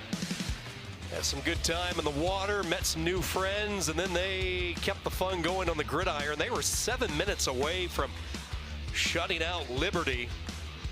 Red Murdoch was a machine in this game. He was the MVP of the bowl. He forced a couple of fumbles. He had the pick six, centerpiece of the defense, back and even hungrier this year for the Bulls. Eastern from the 32. Kim looking deep, nothing there, checks down, and smartly stepping out of bounds is Dunlap. Yeah, they're going to try to work the sideline. That time they ran just a little stick route. Nice safe throw. They may take a shot here, but Buffalo's going to be in their prevent defense. They'll give up a 5 or 6 yard pass. They're not trying to give up the big one, though. Kessinger has a really good leg. He connected from 50 yards earlier this year in the loss with Kentucky.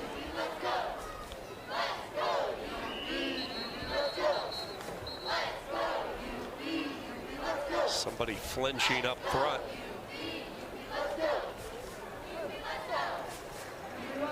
False start. Offense, number 65. 5-yard penalty. Second down.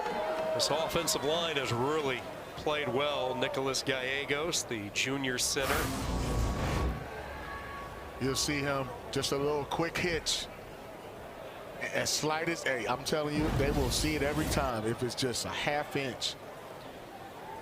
They really love the energy that Gallegos brings each and every day in practice. This is just his third game at center after some injuries on the front line. Kim forced to throw it away, 3rd and 8. I say if you're Eastern Michigan here, you go ahead and hand the football off. Hold on to it. You played a good half. Got a good heavyweight fight going on here. Toe to toe.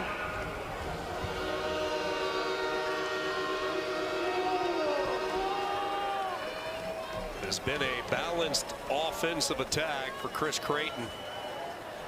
And Eastern Michigan on the road. 116 yards rushing. Kim has added 106 through the air. Prosper with a couple of juke moves, picks up a downfield block. He is corralled at the 40, and we hit halftime. Entertaining first half. Kim, the touchdown pass to Devereaux. McMillan with a short rushing touchdown. Buffalo counters with the 2 Roberson touchdown passes to Snow and Clax. And after a half of football, nothing settled between these two. 4th consecutive year that Buffalo and Eastern Michigan have collided during the MAC portion of the schedule.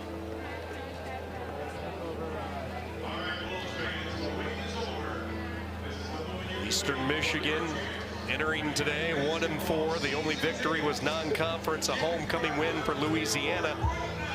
Now the Eagles trying to play the role of spoiler for Buffalo's homecoming. Yep, he's on now.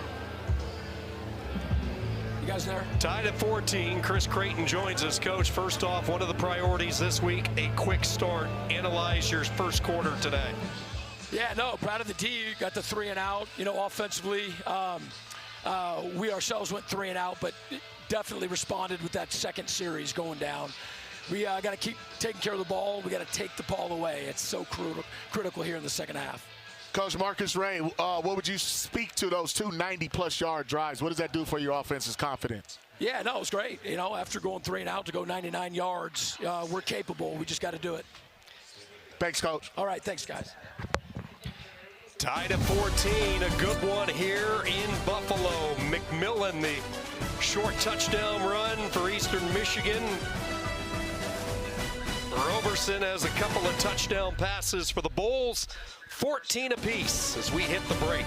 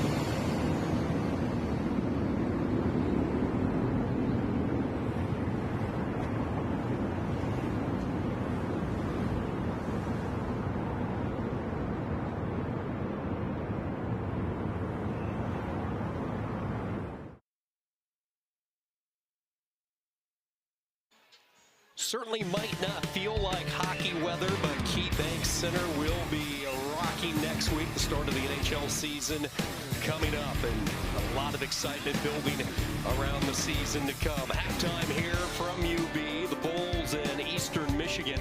Hey, don't forget the NHL season begins Tuesday on ESPN and the all-new ESPN app with an opening night triple header. The defending champion Panthers will raise their banner before they host Connor Bedard and the Blackhawks, and then Sid the Kid back. Sidney Crosby and the Penguins square off against former head coach Mike Sullivan, now with the Rangers, and then we cap the night with the Avs and Kings.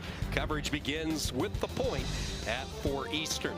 Speaking of hockey, Buffalo Sabres head coach Lindy Ruff had a chance to meet the University of Buffalo softball team this past summer.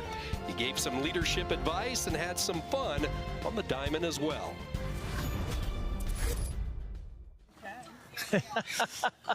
We're just playing a quick game. And Are you? Yeah. Awesome. Well, let me watch for a while then. How we doing, girls? How are you? Good, how are you? I'm well, thank you. You find it okay? Lefty's over here. I'm on the right side then. Yeah. Hey, nice to meet you. Abby's a big Sabres. I am. Awesome. Very happy. Pretty big. Awesome. Did you want to jump in? I get to hit for this team. That's what they said. He's a lefty. I haven't picked a bat up. I don't know how many years though, but Get this man a bit. this bat's hot. Yeah, you can use that one. Holy, what if I whiff? Oh boy, it's been a while. Go ahead, go ahead. Okay. Push Lindy. Okay, let's give me something nice. Oh, 10 points. 10 points. that's the wrong field though, right? Yeah. I'm supposed to hit that the other way? Yeah. Chelsea just said the magic word as a coach, culture. I spend a lot of time talking about energy and enthusiasm, like how much you can bring at practice and how hard you're going to hit the ball and how hard you're going to run and how many balls you're going to flag down or how you're going to try on every ball. Body language is a big one for me. Body language. Like, are you woe is me or are you, I don't give a damn, I'll get you next time. Like 78% of our games last year in the whole league were decided by one goal. That'd be like 80% of your softball games, always one run. Talk about time under tension or under pressure. That's the margin of victory is that small. When it's game on, we play to win. And you girls have that same opportunity. You get the chance to bond with each other. And sometimes it's not what you do for yourself, it's what can I do to help the girl next to me? How can I make her a little bit better? I think the last point, being coachable. Promise I'm going to try to get to a game. I want to get to a game. I'm going to see how you guys are doing. Work hard, play hard. I mean, the top two things I said to my players this morning are compete and skate. So I want to wish you guys the best of luck, and thanks for having me out. Thanks for giving me a ground out to first there, and good luck for the rest of the year. You're welcome. This is from us. When you do come to a game. Oh, yeah. Decked out. This is my jersey? Well, thank you and good luck. Lindy Ruff, one of the good guys in the sport of hockey. Tage Thompson, the Sabres, ready to kick off a brand new season. They open up Thursday at home against the Rangers. When we return, we'll take a look back at some of the big matchups that are still to come as we just kick off our MAC coverage. A busy week of football next Saturday across MACtion.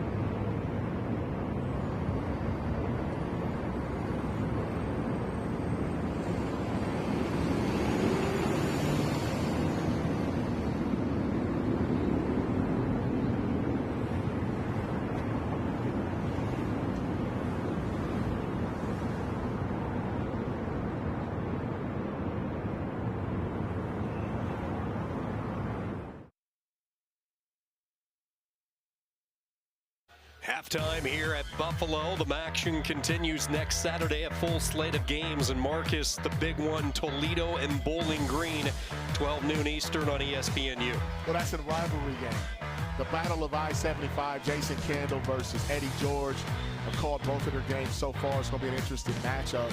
But as you look at the rest of those games, though, Sean, you and I will be at Kalamazoo doing Ball State, Western Michigan.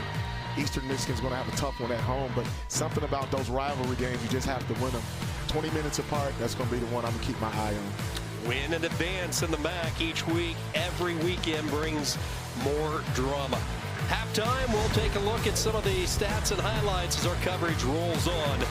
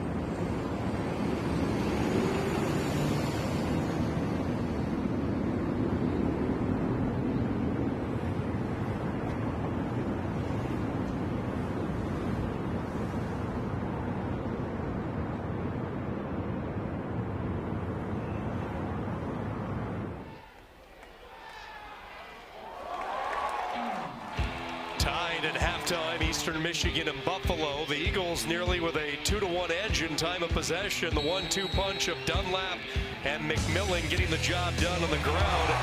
Roberson of Buffalo, 3 of 13 throwing the football, 89 yards, 2 of those for touchdowns. Second half action.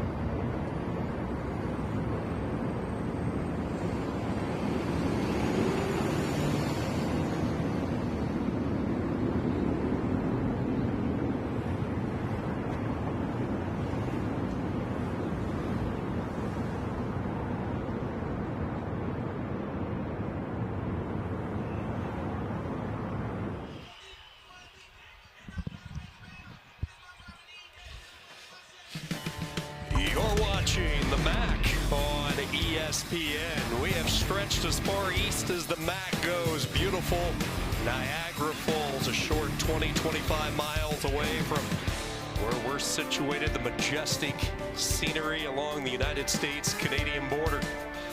Second half action ready to go. Buffalo will get the football first alongside Michigan All-American Marcus Ray.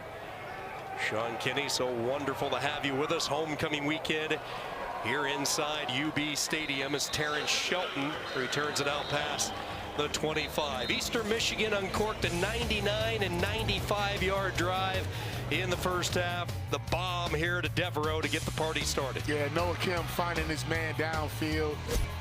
They drew up something to beat that single high, but Buffalo came right back on the very next offensive series. Watch this young man Snow make angels in the snow. Dante McMillan, most yards after contact we've seen in a long time. Coming back, Roberson's a young man. Coming back off injury, finds his man Clack. So there's a lot of celebrating going on. We'll find out what type of adjustments were made, Sean, as Roberson takes the field. It was a pretty quiet first half for Roberson, despite the 2 touchdown passes. 3 of 13, 89 yards. And keep in mind, he's just 2 games removed from really going off against Kent State. Threw for 318 yards. Pete Limbo told us before the injury against Troy, he was really starting to find his traction with this offense. Yeah, and you see the numbers there. He just hasn't been in rhythm, and they haven't been able to run the ball well enough to open up those passing lanes. In rhythm here with McMillan, a first down catch, and McMillan not going down. Takes the pile up to the 46. That's a gain of 19 and a first down. That's a good strike there. He threaded the needle. He did a fine job looking to his left to open up that window. Got the linebacker Marshall to get out of his pass drop. I just think he needs to make the throws, things that are very concise, accurate, and his confidence will get going. I think it also goes with the flow of the game as well. He wasn't out there much for 10 minutes or so in that first half. Shelton in motion. He's a decoy and weaving his way through the linebacking core goes Al-J Henderson. Solid first half for Henderson. 7 carries, 39 yards through the first couple of quarters. 6-yard gain. Green on the tackle for the Eagles. Coming off a 1,000-yard season. 11th different bowl last year to top the 1,000-yard mark. That's why there was so much expectation coming into this year. There were some really good skill players back, including this guy as Henderson takes it into plus territory. It's a double-digit gallop. Good for 11 yards and a first down. Yeah, that left side to Banzi, Heininger. Those guys, man, did a fine job opening up the gap. I like the patience there by Henderson. Took the handoff, gave you a little jump cut, then he went north and south. You mentioned the offensive line. The left side is, well, there's not as much experience. The right side really loaded with both Doty and Brock. From the 37, they stay with the hot hand, but chasing and pursuing down the line of scrimmage. Minimal gain. Good job that time with the pursuit. As we talked about, there rolled a lot of different bodies in on that line. That was Duke Clayton.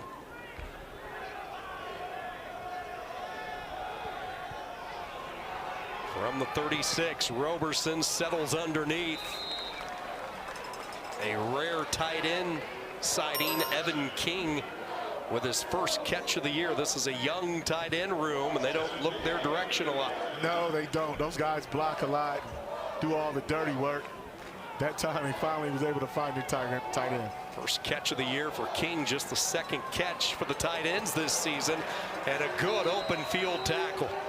Shelton could not get free. He was lassoed around the waist. It's a tough tackle in space. And a fourth down coming up. Yeah, Jalen Mons. Tackling has been an issue for Eastern Michigan, especially in space, but that time it was a great tackle there because that one could have went. Buffalo here on fourth down, man. 4th and 2 on this opening drive of the third quarter. They overload the left side, power football up the middle with Shelton. And I don't think he got there, and he did not. Eastern Michigan flexing their muscle early, trying to challenge the interior of this defense. Andrew Marshall and company turned them aside. That's a big-time stop there by Eastern Michigan. Buffalo just got out-muscled. You see the coaches on the sideline, Ben Needham. We're going to find him. He's the D coordinator. Watch how his guys attack and get penetration. All types of white shirts in the backfield. And that is a big confidence booster for a team giving up 280 yards a game on the ground. But we'll look at the penetration. Look at the fight. The big fella, Donovan Green. Number 9 is the reason that play was stopped. He didn't make the tackle, but he allowed his teammates to. So now it will be Eastern Michigan, and they go nowhere on first down. Dunlap got ambushed once he was given the football by Malin White.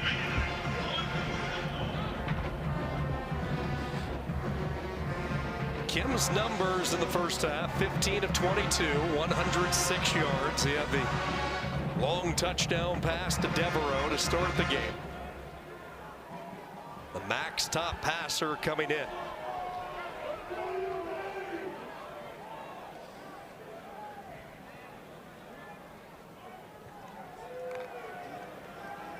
Second down, trying to get it out there, a little screen action and high knee in it. Up to the 35 goes Dunlap, who is having his best game as an Eastern Michigan player. This transfer from Michigan out of the Lone Star State.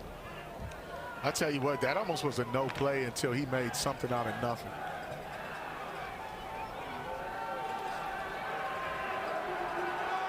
Dunlap has certainly been a vital part of this offense today. Third down, Kim checking down, wants to reposition his tight end long. Wheeler and Devereaux to the right.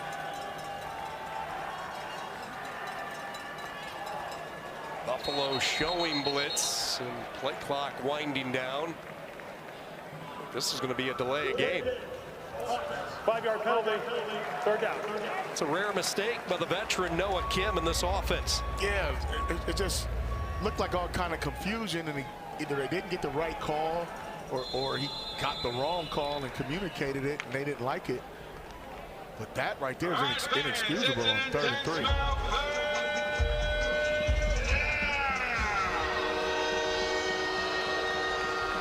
That certainly changes it as far as how Buffalo wants to play defensively.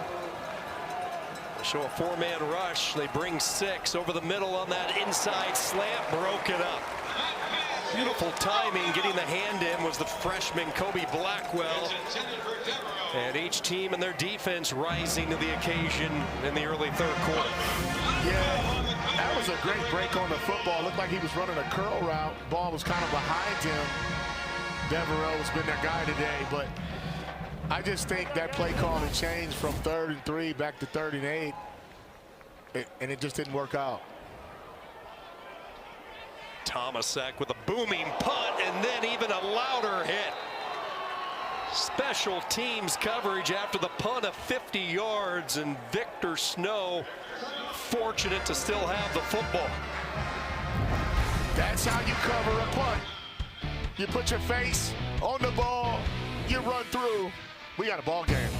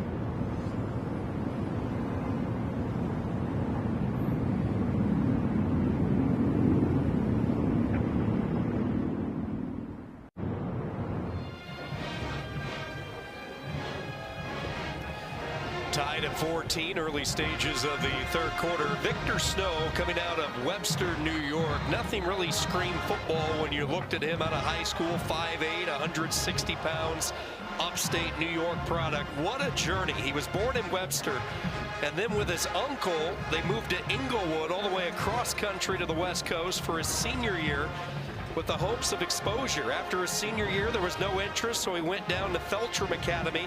That's a post-grad school in Haines City, Florida.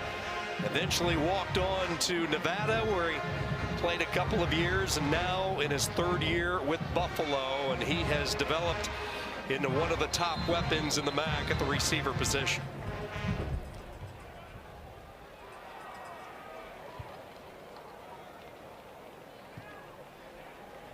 Great story when you look at Snow, from walk-on to scholarship and all those stops.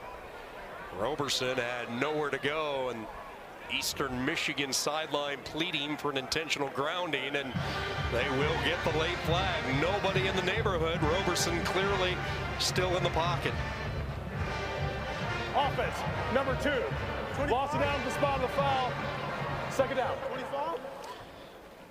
Yeah, that one was a head scratcher because he went through his progression, and I'm not sure if he wants to take off running and coming back from injury, but I didn't see a blue shirt in sight over there, and he was still in the tackle box. Now, had he fled outside and got to the numbers, that might have been a different call.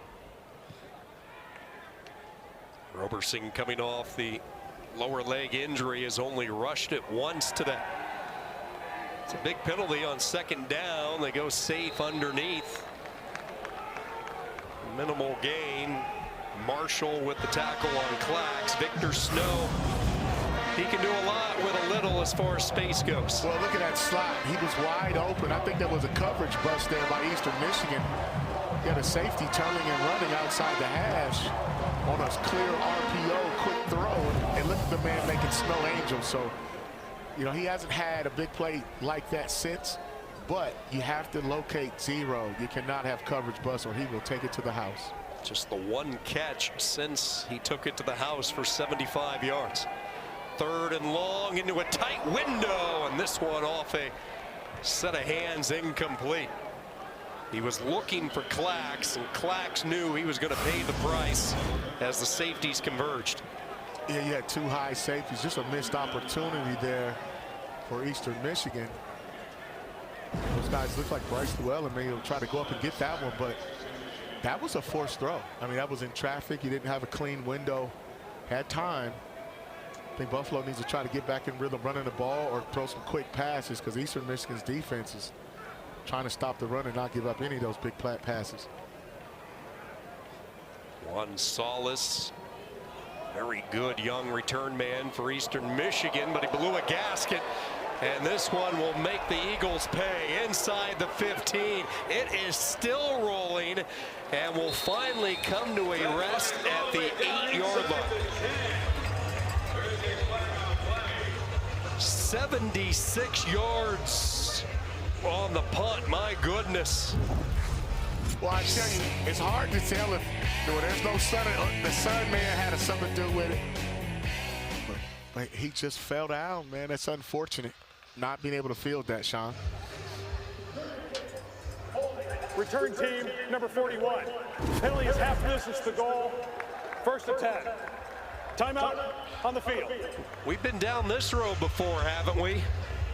Bad to worse for Eastern Michigan on the special teams. Beautiful day along the U.S.-Canadian border.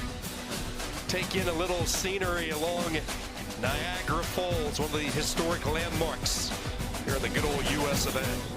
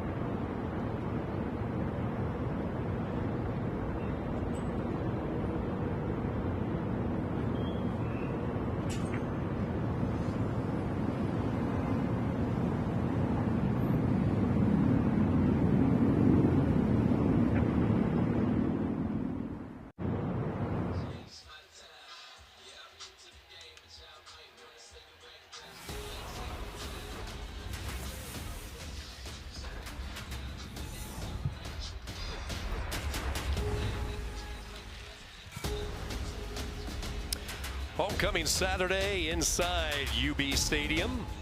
Tied at 14 alongside Marcus Ray, Sean Kinney with you. 8:25 to go in the third quarter. Eastern Michigan has played this record today, starting deep in the shadows of their own end. 99 and 95-yard scoring drive in the first half, and they're going to have to do it again here on first down as they run that outside zone to the right side, and not much. A yard or two. Devin Morgan, the first one in on Dante McMillan. Marquise Cooper getting in there. I'll tell you what, I mean, I think both of these teams at this point, it's going to come down to play call and possibly field position. But Eastern Michigan has to take care of the football and continue to win on first down. 3 yards in this area is a win. Give McMillan 3 on his first down carry. A little bootleg to the right. Kim back foot throw. And Devereaux makes the catch.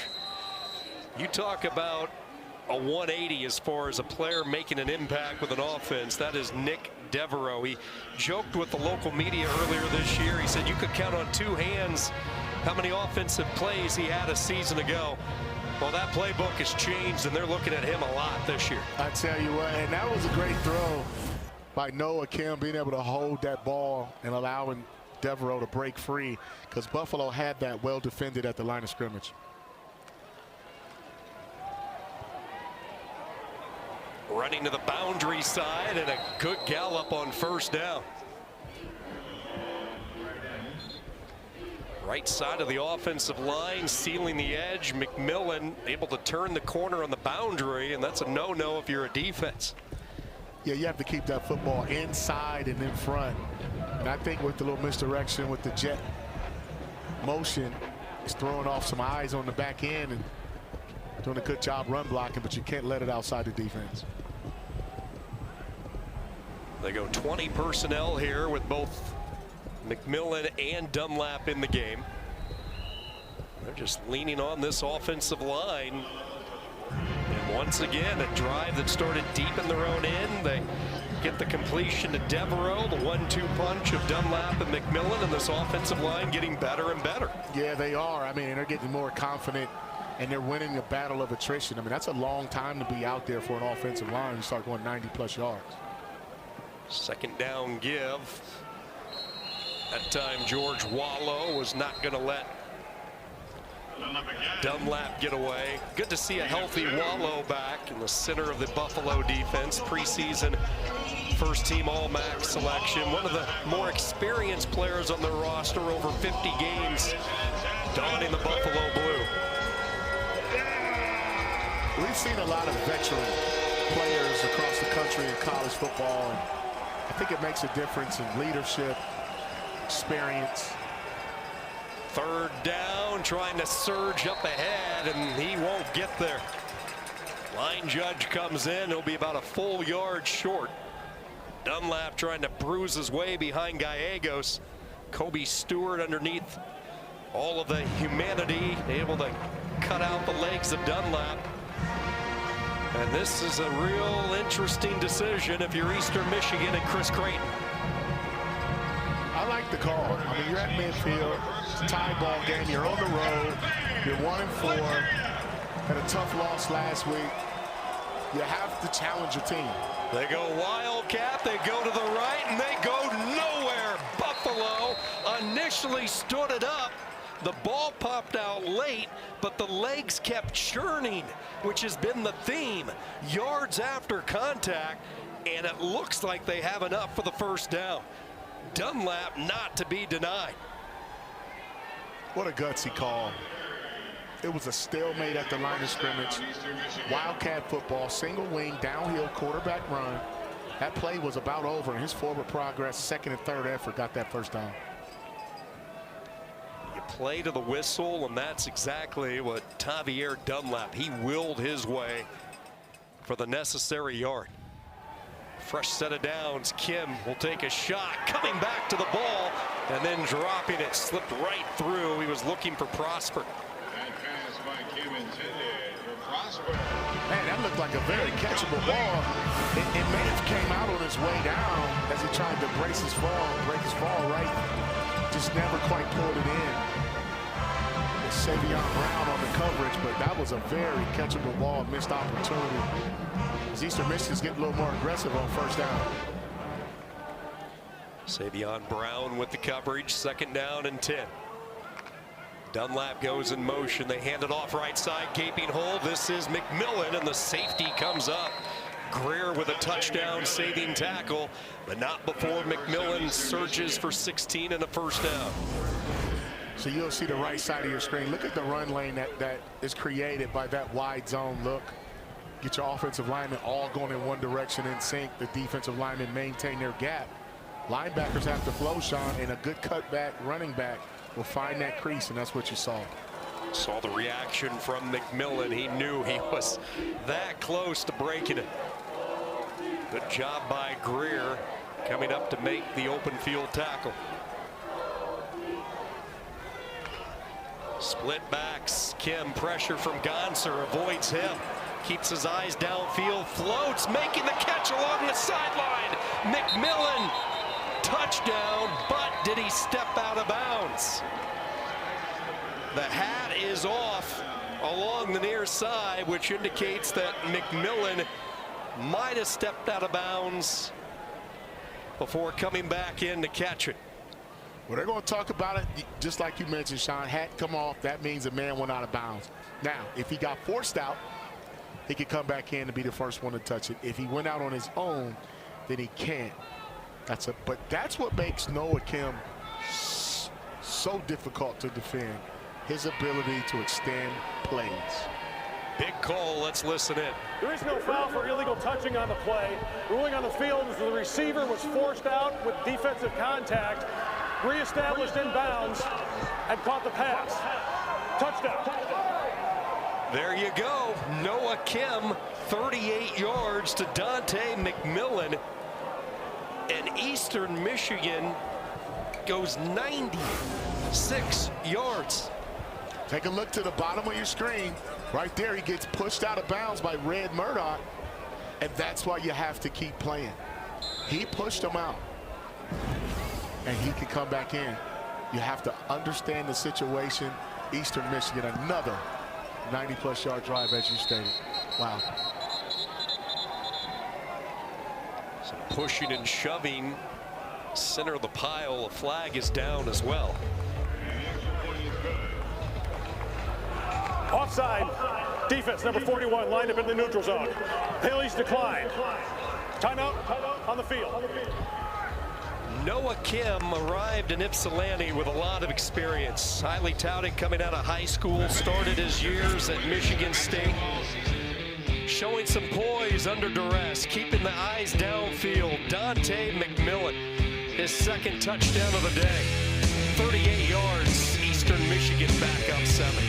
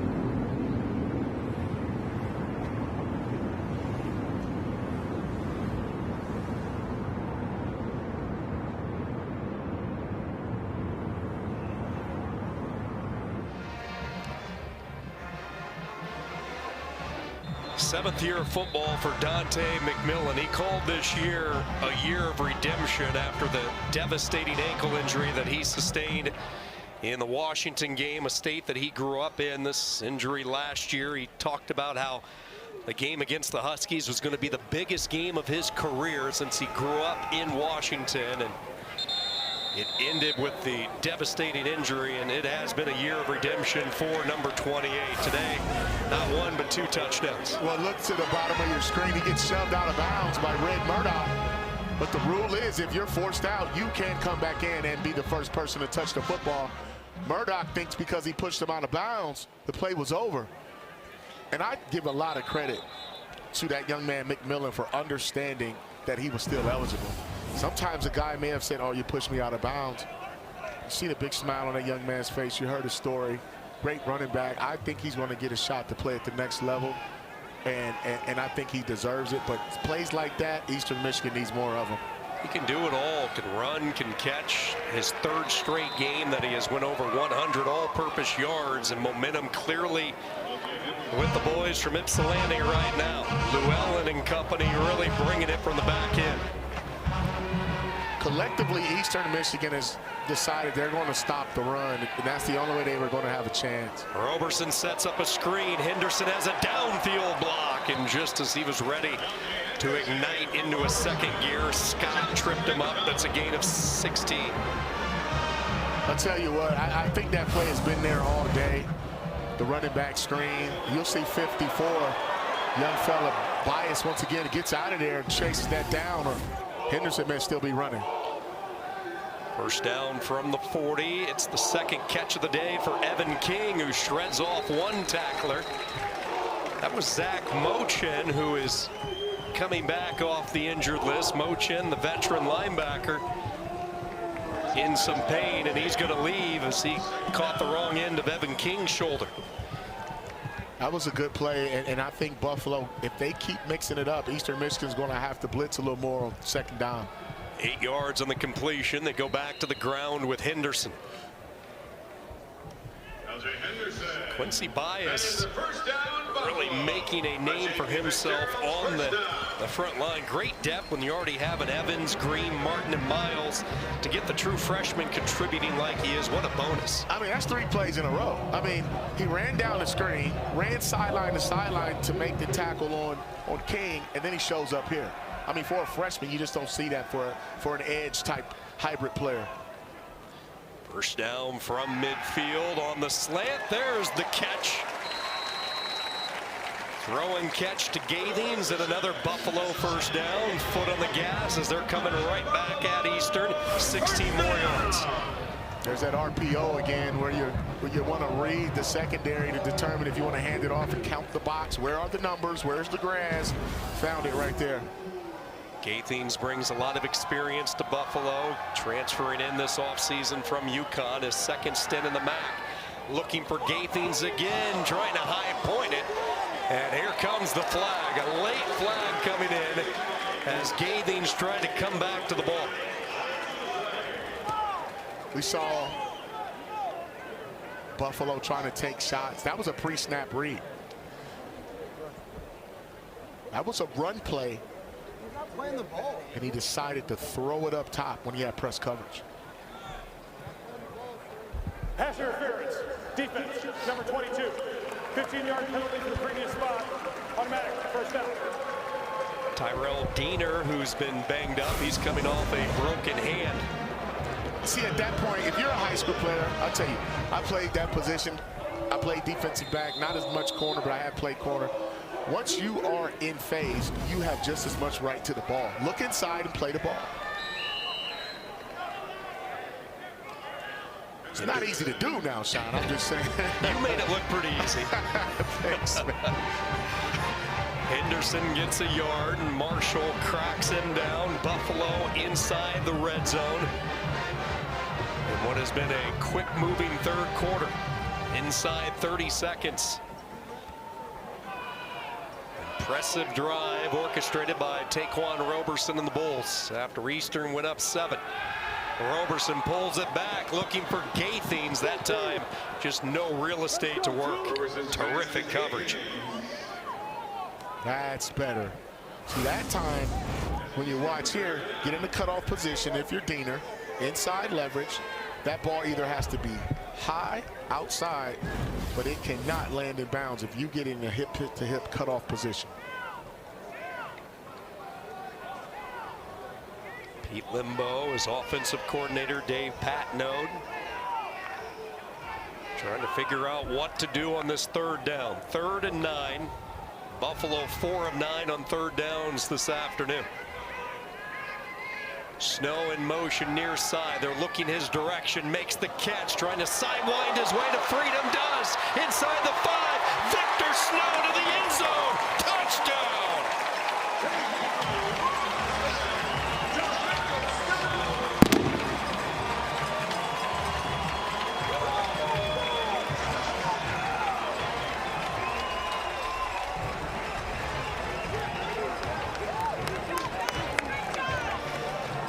Look at the celebration, man. This is MAC football, early October. Roberson has played a lot better. I like his decision making. They understood Eastern Michigan was going to be in man-to-man coverage. And his patience, we'll show it to you, but that Buffalo series right there, they were aggressive, they ran the ball. Nice job.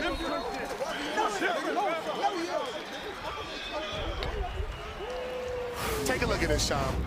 He looks to his left. It was man-to-man and tackling once again. Eastern Michigan missed 3 tackles, took the 4th one and ate it, and then got up and shook his moneymaker. Well, that's what you call your moneymaker right there. But tackling, that's all him. After he catches that football, stop blocking. It's this nice little jitterbug, shaking and baking with the sweet feet. Great throw there, too, in traffic with those D linemen. Roberson, hats off to you, son. Good call by Buffalo. Career day for Victor Snow and a drive that Buffalo so desperately needed. Roberson delivers. Snow with a career high 101 yards receiving, couple of touchdown passes, 20 yards. His ability to make defenders miss. I mean, they're still dancing. I tell you, man. Way back in the day when I played college football, you could not just go out there and just tap dance and party like it's 1999, man. These kids are having fun. Our 3rd tie today. Eastern has never trailed. They've never led by more than 7, and it seems like every time the Eagles score, Buffalo has the counter punch. That's a great point. I mean, if you go toe-to-toe with somebody in a phone booth, you have to be able to trade blows. And that's what's happening here. Look at those scoring drives for Eastern Michigan. At this point, Eastern's just saying, give them the bad field position, and then they'll score. Everything else outside of that 10-yard line hasn't worked out well. No team has put together 390-plus scoring drives this year until today. Eastern Michigan. Moving the pocket, Kim just launches downfield. Another flag in the secondary. Greer was in a tussle with Devereaux. Our officiating crew has been busy. Referee Andy Special. Pass interference, defense, number 6. 15-yard penalty from the previous spot. We enforced at the beginning of the 4th quarter. Timeout on the field. That's an old school move. You know, in basketball, Sean, when you know you're going to get that contact, Noah Kim, playing point guard, knew he was going to get that call. Both of these teams talked about new opportunities, and they have brought it. After a tough non-conference slate, the race to a MAC championship getting underway here in Buffalo. Nothing settled. We march to the 4th, tied at 21.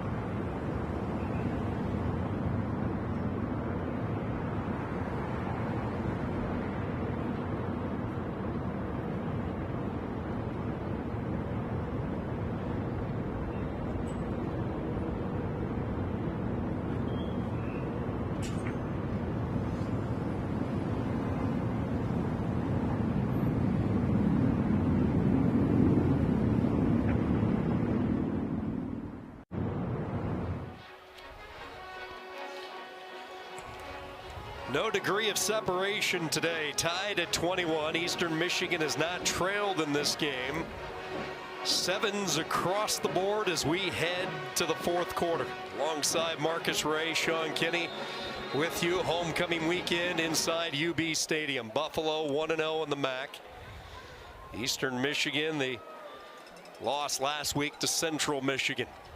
336 yards of offense for the Eagles on the road. And a lot of those yards coming from McMillan as he has some pleasantries with Kobe Stewart. It's a nice job there by that front, especially Kobe Stewart. Guys got to be careful. All it takes is one penalty in a situation like this game can flip. Nevertheless, though, Eastern Michigan, I think they need to go back to kind of throwing the ball on first down. I think that's what gave them more of momentum and success on first down early in the half.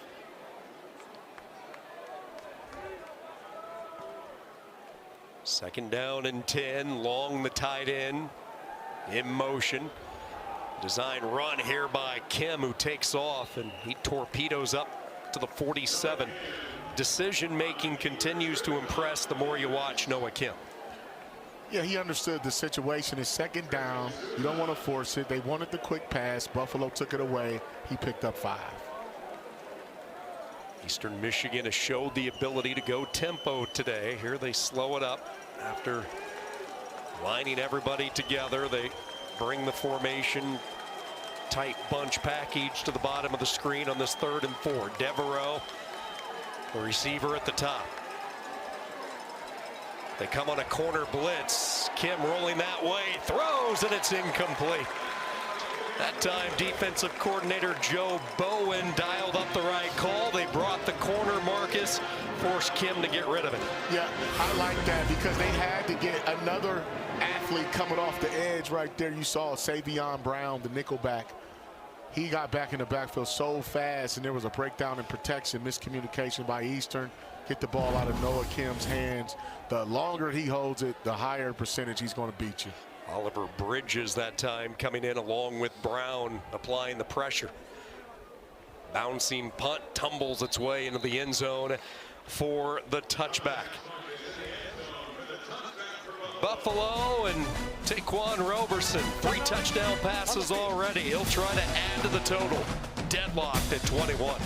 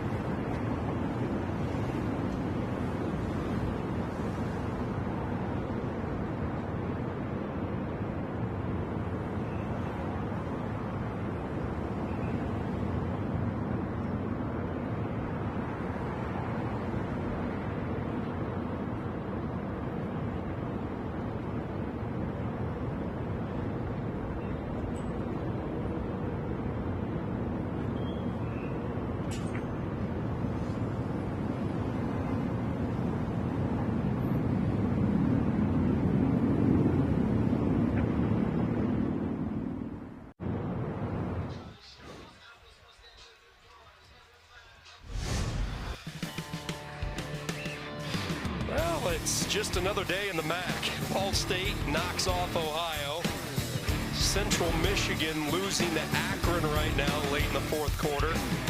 Miami on the road in DeKalb, winning by 8. One possession game with the Huskies. Another day in the MAC. You just don't know. And like we were just talking, it's all about matchups, man. Ball State, that's a big win. I mean, this conference, and even this game is going to have a major impact on how things shake down.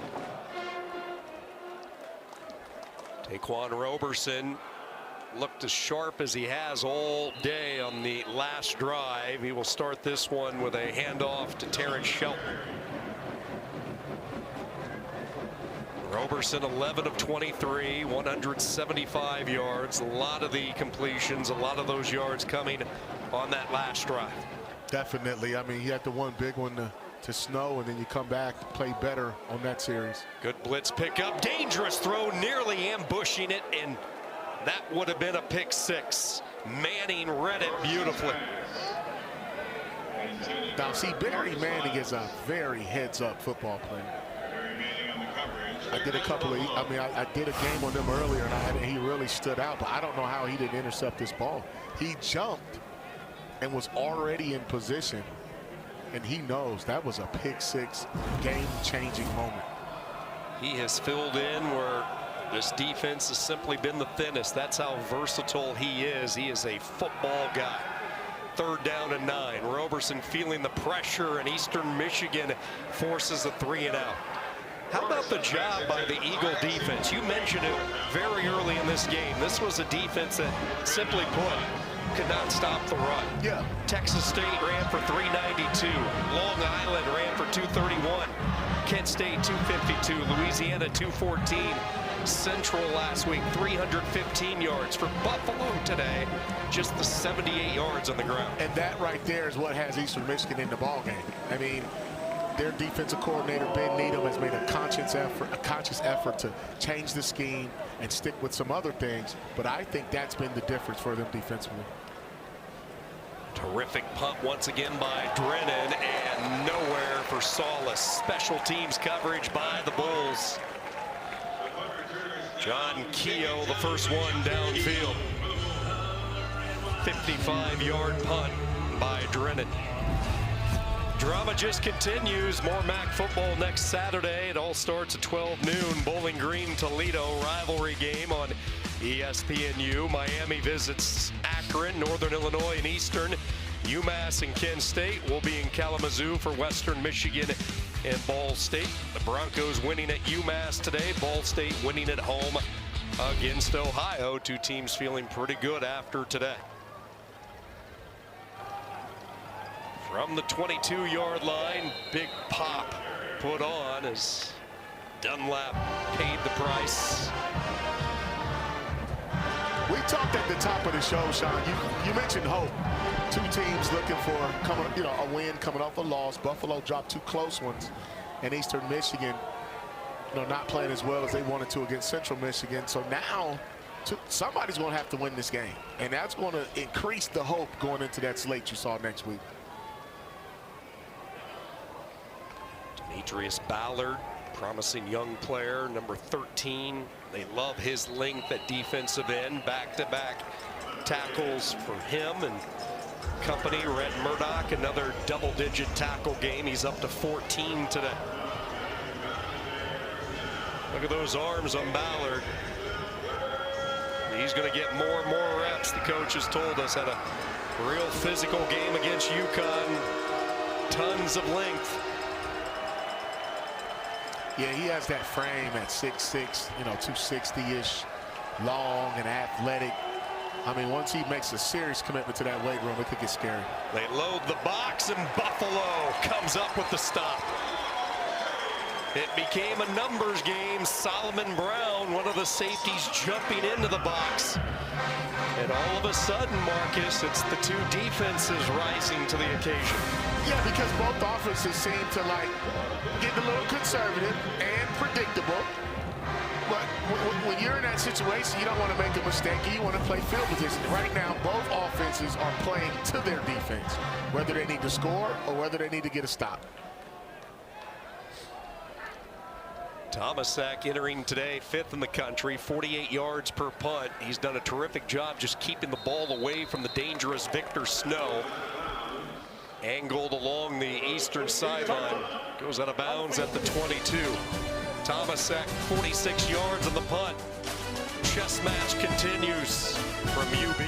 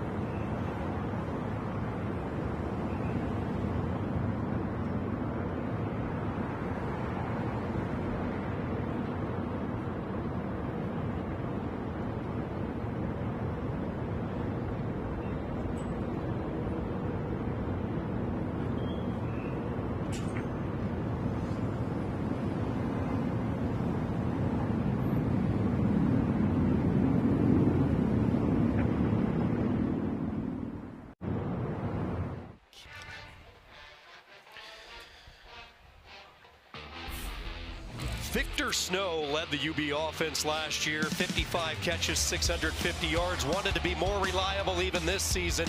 He's having himself a career day. Yeah, he's sure-handed, and you see him catching. It's what he does with the ball after he makes the catch that I think is so explosive. He's a great return man, and right there, you can make 3 guys miss off of a slant.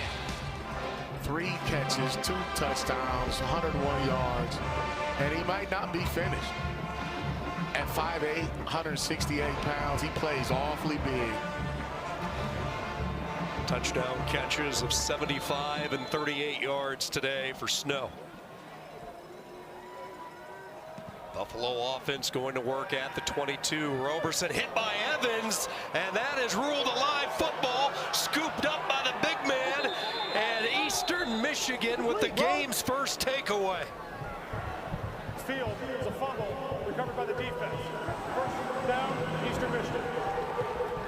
A defense that had forced only 2 turnovers all year. They get the hit and then the scoop. Warren, Stevens, Teyu, and Eastern in business. I'll tell you what, that was a great pass rush there by Carter Evans. And they're going to check, see if that arm was coming forward. I think this could go either way, but the big fella, he has to take that to the house. Big fella he has to make a move right there. But that's a great opportunistic moment for Eastern Michigan's defense regardless. But that's ruled a fumble. They're not taking a look at it. Eastern Michigan has their offense on the field. Carter Evans, one of the more experienced players, the senior from Crystal Lake, Illinois. He's fought injuries throughout his career, fully healthy in his final go-around, and he makes the play of the game defensively. Now looking to make them pay, and it's through the arms, incomplete, looking for Prosper. It's the best opportunity there, a drop pass. But take a look here. I don't think he was able to get that arm to come all the way forward. That's why they didn't even blink at it twice. The arm was back. And that was a great play there by Evans to even get his hands up to hit the arm And that's why you run to the football. 2nd and goal. They will hand it off, and this is McMillan. Tough yard or two. Greer, who's been active since McNair was hit with targeting earlier, seeing more time coming in from his safety position. 3rd and goal. You know, Sean, last week versus Central Michigan, Noah Kim ran a zone read triple option where he kept the football. And that looked like that could have been very similar, and he handed that one off. But he will use his legs down here in the red zone. They don't do it much in the open field. This homecoming crowd making some noise. 3rd and goal. Dunlap is checked in the game. Play clock down to 2, down to 1, and Eastern's going to call a timeout from the sideline. Timeout, Eastern Michigan. Their first charge timeout of the 2nd half. It'll be a 30-second timeout. Good use of the timeout for Chris Creighton. Way too important of down to not have everybody on the same page, so he will coordinate with his offensive coordinator Mike Fiakowski, who was his record-setting quarterback at Drake back in Des Moines, Iowa, when Creighton was coaching. Well, the thing is Eastern Michigan didn't want to lose any yards. Take a look at the top 10. Ohio State, Minnesota under the lights. Oklahoma beating Kent State right now. Penn State trying to stage a late rally. They trailed 28-7 at one point. Texas trailing in Gainesville. Alabama by 6 over Vandy. After the timeout, 3rd and goal. Long joins a trio of receivers to the right. Time for Kim. He's going to try to scramble his way. Lunges ahead. He lost the football.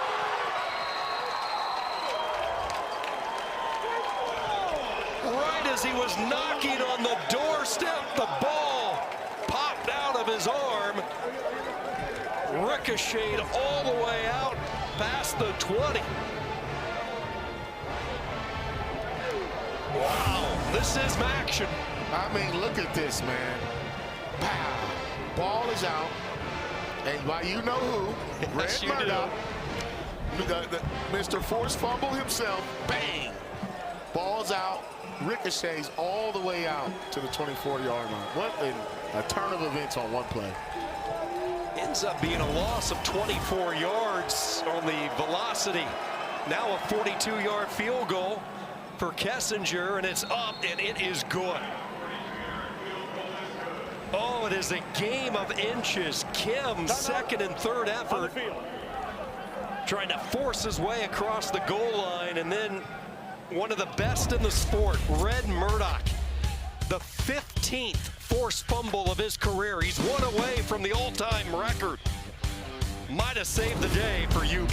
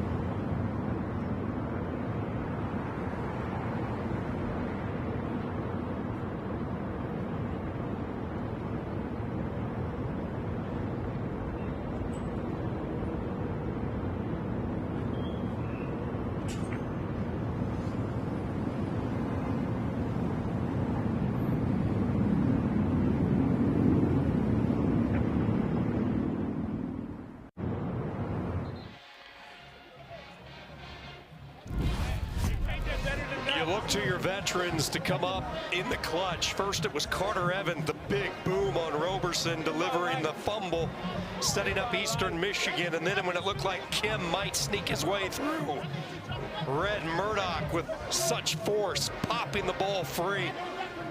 The ball ricocheting some 15 to 20 yards backwards, forcing a long field goal by Rudy Kessinger, and Red Murdoch now one away from tying the all-time mark held by a Buffalo legend, Khalil Mack. He forced 16 during his remarkable years here at Buffalo. Murdoch one away from tying the mark. And he played right next to Dolak last year, who's in the National Football League. They were 1 and 2 in tackles in the country. Linebacker it's just the way he had his arm wound up like a pro wrestler and just went in there and poof. Man. Murdoch has talked about the thousands and thousands of reps that he went through since high school, with one point, not just bringing the ball carrier down, but he always has it in the back of his mind to strip the ball. Creative ways of doing it. He's been so successful, one of the best, and one away from tying one of the best that this sport has ever seen in Khalil Mack.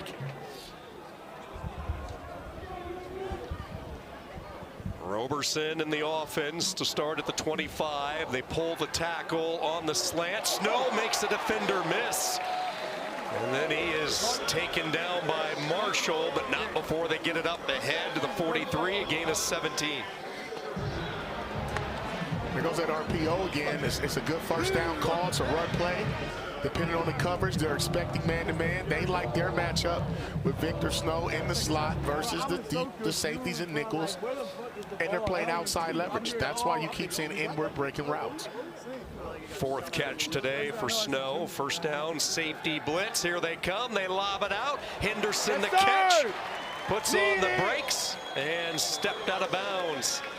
Plus territory to the 43. LJ has caught 16 balls coming into this game before that.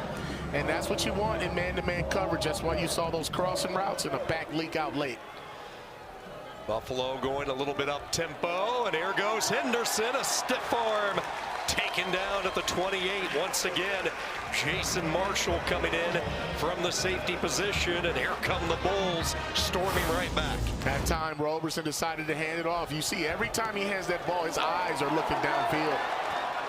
And if he likes the numbers outside, he throws it. If he doesn't, he hands it off. They go 17 to Snow, 17 on the little swing out to Henderson, and he gets 17 more on that run. Drag route, Snow makes the catch. This time Eastern Michigan able to hang on to him. Joshua Scott. Marcus Snow, one of those guys, as a former standout in the back end. You have to be committed on the tackle when you see number 0 with the football. Yeah, you have to. You have to keep him. You have to cup the football. Cup means somebody on the left, somebody on the right, and somebody in the middle. Because he can get outside of defense. He's a hard guard at the slot. You can't get your hands on him because he's 2 yards off the ball. And then he runs crossing routes and runs away from you. Trainer's working on Snow, so he's out on this play as they go to Henderson. We'll keep an eye on that. Snow being worked on along the Buffalo sideline. L.J. Henderson bringing up a third down. Call it 7. Snow's getting back in there for the money down. I think this is crucial for Buffalo. I mean, even if the ball is centered up, in case you need a field goal, it's a straight shot. Right here, big screen down, quick game underneath pass down as well. Inside 6.5 minutes to go in this fourth quarter. 3-point Eagle lead. Roberson dancing. Roberson looking near side, and the catch is made. It's the tight end, Evan King. Jason Marshall trailing him. Looked like King had the corner there, but he lost his footing. And now does Buffalo send out the kicker for the tie and Jack House? They will. Yeah, that's good ball placement, Sean, there as King ran that whip route, fake inside, go back out. He really wanted Snow to the wide side. It was taking too long to develop. That was a good decision there by Roberson. From the near hash, 38 yards officially for Jack House. Season long of 39. Plenty of leg. This one up, and it is no good. It hooked at the last possible moment. Field goal is no good by rule. Ball be placed at the previous spot. First down. A big miss late from the Maryland transfer, who's been pretty reliable this year for Pete Limbo and his limited opportunities. You know, Sean, they say it's a game of inches. And when King fell down on the play before, it could have been a big gain. And now, as you see, it just hooked on him. It just went wide left. And he's saying he can't believe it. He followed through. He had his head down. Not much wind in the stadium. And he missed. And Eastern Michigan right now, they're not out the water, but they can breathe a little bit. They have the ball. They're up 3. We'll find out what they come up with. It's Howe's first miss this year from inside 40 yards. He was previously a perfect 5 for 5 from that distance. Now Eastern Michigan will try to unleash what has been a really good ground attack today. 170 yards rushing for the Eagles. 97 of those yards coming from Dante McMillan. Well, right now, if you're from Michigan, you just want to milk some clock. You don't want to get too conservative, but you want to run your offense. There's a lot of football left to be played. Defense has played well. They just got a big stop. Got a great punter. They go trips to the boundary. Kim, eyes downfield, will take off. Gonzer was the spy that time, so he made sure Kim wasn't going to break anything big. Murdoch was in the vicinity as well. A huge third down. They're all big now as we go deeper into this game, approaching 4.5 minutes to go.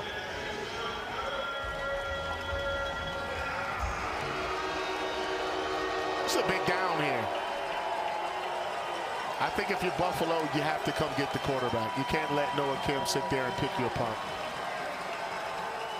I think you blitz. Savion Brown, Red Murdoch, the 2 linebackers.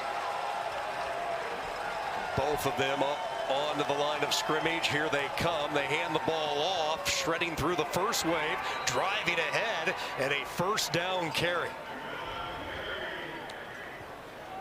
We started the broadcast talking about yards after contact for Dante McMillan. This is a guy that if you need a positive push, you're going to get it from the senior. And you got it from your center, Gallegos. The way he owned that middle on that play, they cut off those gaps in between. And look at the yards after contact for this man, and forced missed tackles. Mentioned Gallegos, his first year starting at center for Eastern Michigan. One of those guys that plays with a ton of juice. Sometimes the coaches say they have to calm him down. He'll have some time to calm down here at timeout for the Eagles. Their second charge timeout and a half. There'll be a 30-second timeout. Chris Creighton using his second timeout. Nick Devereaux has had another productive day. 3 catches for Devereaux, 62 yards, one of Creighton's emerging stars on this 2025 squad. And it's been quite a year for Devereaux, not just on the football field, but also off the field. Earlier today, he got Eastern Michigan on the board. Long touchdown pass, 45 yards, his first touchdown of the season. And then how about this? January 8th. The beautiful scenery, Punta Cana, he proposed. Sydney said yes. Sydney actually an athlete at Eastern Michigan. She's part of the rowing team, and Nick said that's the most nervous he's ever been. He actually hired a private, secretive photographer to capture some of the moments. It all paid off. That's a great story. After the timeout, Eastern Michigan from the 31, trying to get to the corner and the edge. And going over the 100-yard mark is Dante McMillan. Eastern Michigan's offense has been very impressive. I think this is their best game of the season. I mean, they don't really turn it over much. They don't have a lot of penalties. They just found themselves in situations where they had to play from behind, but their defense gave them a chance. Their defense made Buffalo earn everything, didn't give up a ton of yards. A lot of time, 90-yard drives, and now they have a chance to ice this football game. Second down and a yard. They are using every single second off the play clock. They hand the ball off. McMillan stays on his feet. Chased down about a yard shy of the first down. Murdoch in on the tackle. Buffalo, you start utilizing your timeouts. Buffalo, their first charge timeout of the second half. Game clock operator, please reset the game clock to 2 minutes, 26 seconds. 2:26, please. They know they're going to have the free timeout with the 2-minute timeout coming up. They've had to play pretty much the majority of the game without Jalen McNair. He was called for targeting earlier in the game. Buffalo has come down to the wire quite a few times. They rallied to beat Kent State. Then they let a 17-point fourth-quarter lead slip away with Troy. Lost last week on the last-second field goal with UConn. And now their defense has to get a stop and get the ball back. And this is a situation where you burn a timeout. You have a 2-minute timeout coming up. This is 3rd and 1. This is a situation, Eastern gets it. You got to start really using your timeout. This is a huge down. I think this is the play of the game right here.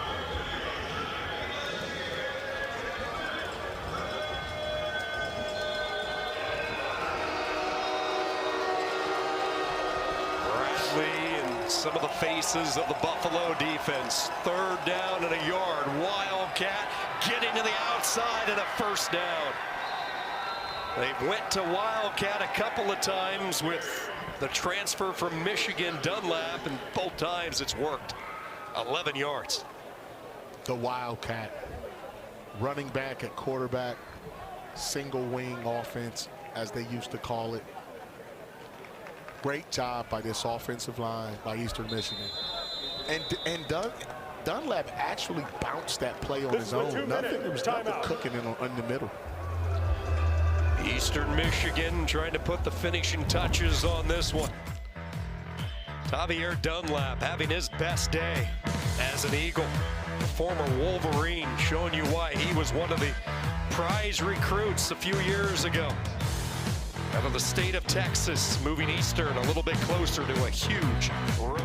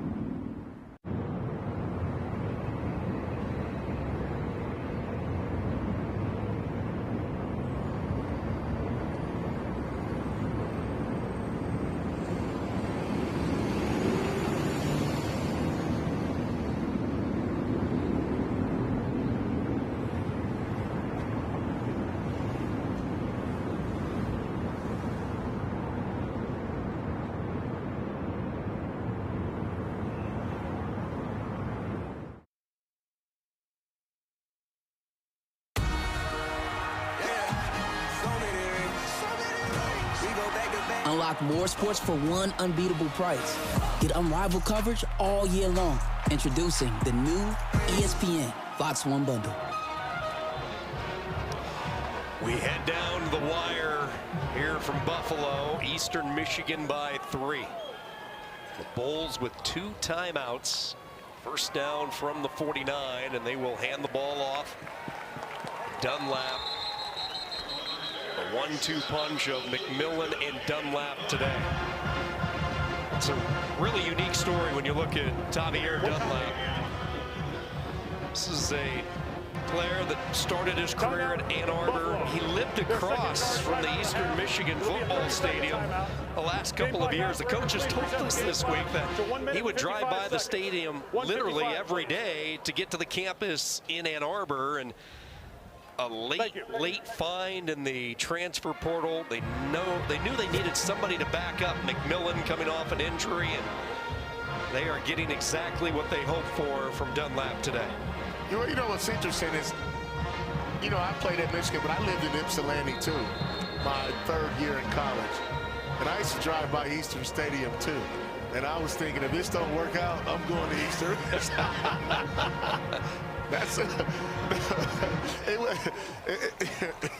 That's a true story, man, in '96. But because it's so close, when you look at Ann Arbor and Ypsilanti, and you can find housing in either city and get to the other school. Eastern Michigan a first down away from cinching this one. They hand it off. Dunlap cut down 3 yards. Buffalo is going to use their 3rd and final timeout. Yeah, you look at some of the running backs that he sat behind at Michigan. You have Haskins, Blake Corum, who we saw play earlier this week on Thursday night with the Rams. So he was behind a loaded backfield. And they're going to need the depth moving forward. Northern Illinois next week. Then they make the trip to Oxford. They have Ohio, Bowling Green, and a Ball State team that knocked off Ohio today. So that's not a real friendly schedule. Oh, no, it's not. And then you have, 2 of them on the road. But, it's all about how this thing plays out.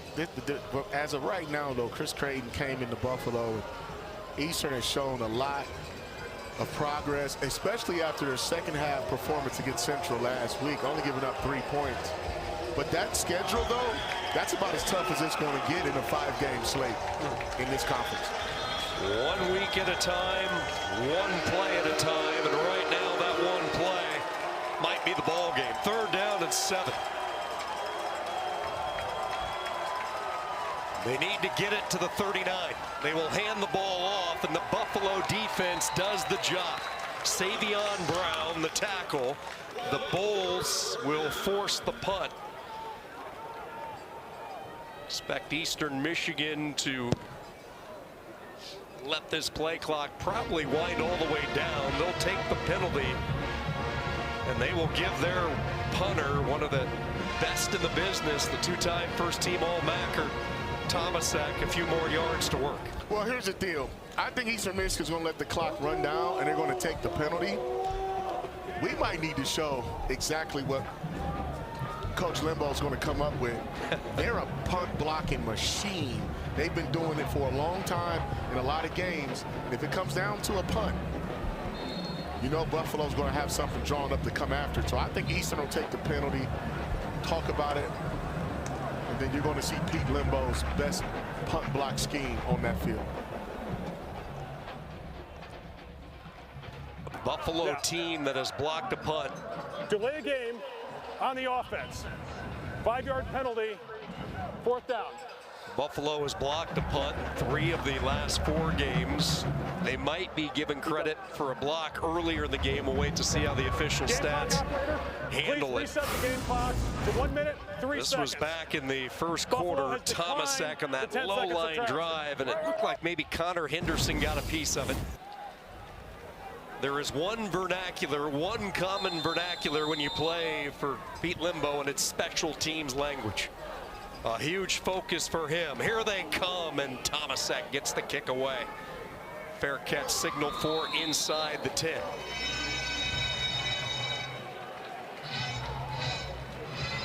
44 yards in the punt. Nice job by the protection team.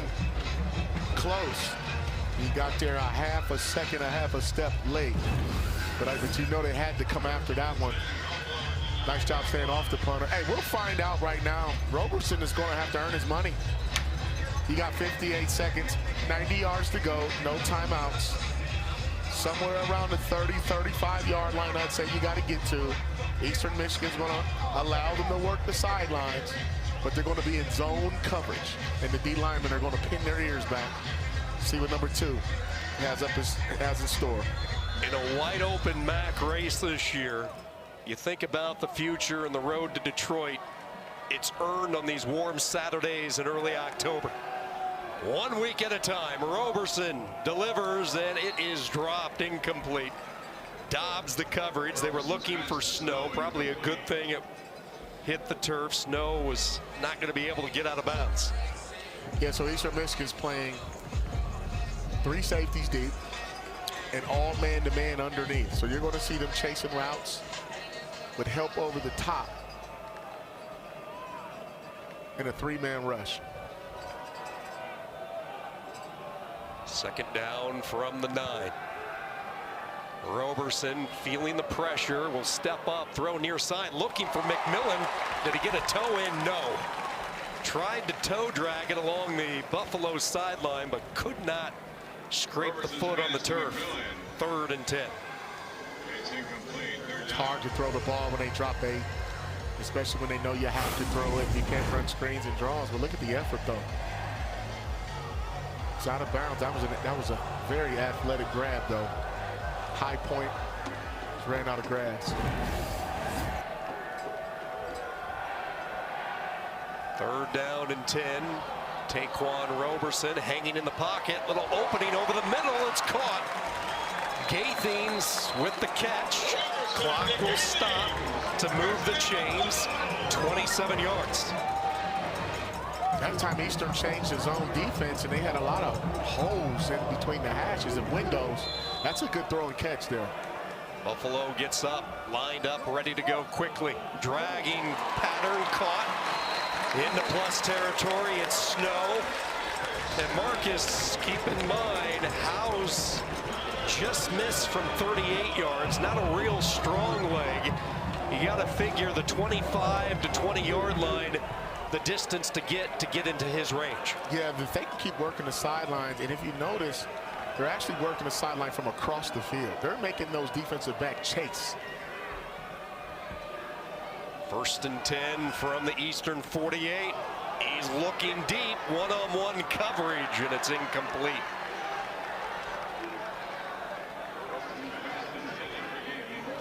Excellent coverage by the freshman Rogers. Earlier on in this 4th quarter, a chance to tie it. Jack House, who had been perfect from inside 40 yards this year, hooked it left from 38, hoping at a chance for redemption. Hoping Roberson in this offense can get him in a position to maybe force OT. Still some work to do. But the Kansas State transfer, Roberson gets rid of it quickly. Offline throw. He was looking for Clax. Roberson to Patrick Clax. Incomplete, 3rd down. A little miscommunication there. The timing was off, but Eastern Michigan disguised their coverage. They lined up in man. When the ball snapped, they all dropped back in the zone, and Clax had to change his route.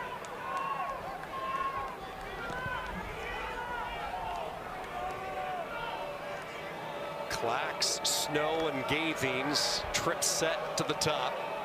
McMillan to the bottom of the screen. 3rd down and 10. Good job by this offensive line. Roberson's going to take off. Needs that 1st down to stop the clock, and he does. Clock will stop. Roberson up to the 37. Just 12 seconds remaining. You're looking at a 54-yarder right here if they don't pick up another inch from Jack House, whose career long 39. Game clock operator. Please put 11 seconds on the game clock. 11 seconds, please.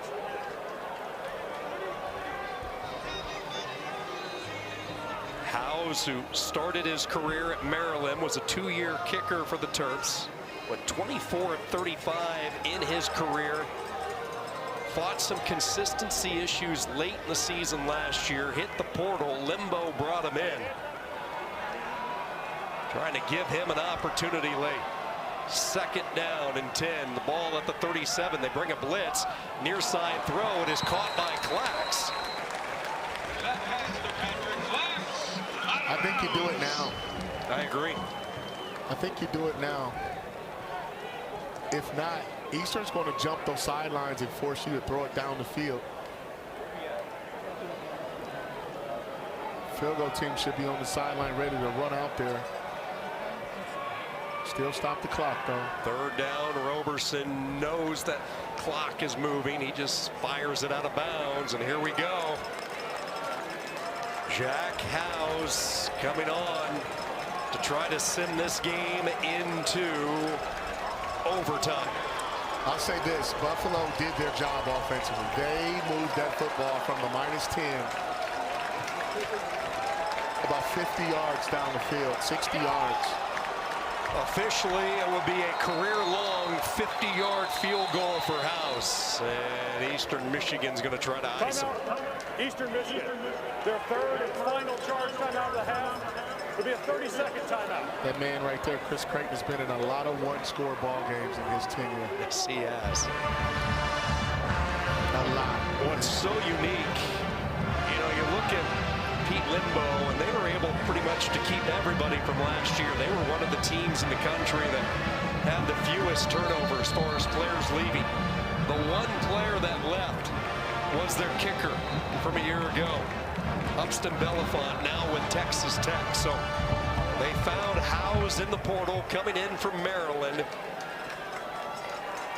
Trying to connect from what would be a career-long 50 yards and prolong the homecoming festivities here at Buffalo. Nothing beats a good old-fashioned MAC clash. 50 yards, Jack Howe. Good snap, placement down, kick on the way, has enough leg, it's gone!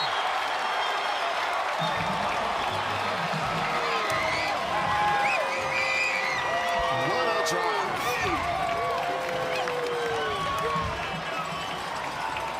Do you know what that says about that young man, House? That is the end. That he has ice water in his veins. He missed the 38-yarder and probably told his offense, give me one more shot, get me down there and I'll hit it from 50. That's a big-time response to adversity for that young man, and that's the beauty of college football. We're going to OT. He knew he had it. His freshman punter slash holder, Dylan Drennan, knew he had it. Do you know how many things have to go right in order for a field goal to be made? The snap, no penalties, everybody blocks, the hold.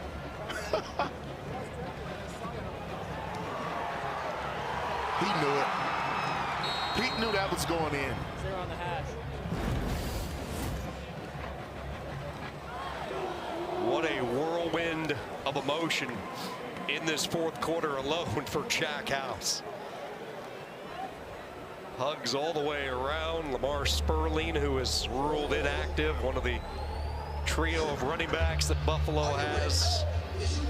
And now we get ready for the flip of the coin and overtime. Chris Creighton wanting to get a bounce back performance. He said it was one of those games last week with Central where they got punched in the jaw early, an explosive play right out of the gate, and the team just never responded. You have those days where emotionally you just can't get on the train track, if you will. Yeah, and it seemed that the team came out with some juice. It was a beautiful day, like Coach Creighton said, and they did give up a, and the pass wasn't even deep. It was a run after the catch, and they just never could quite get it back together. Eastern Michigan. Let's listen in to Andy Special. choice is offense, defense, or end of field that we play on. You've got the remaining options, okay?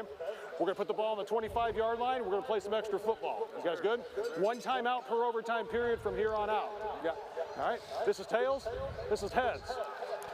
Call's going to be? Tails. This call is tails.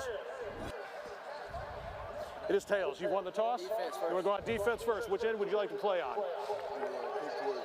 You want to play there? All right. Flip around.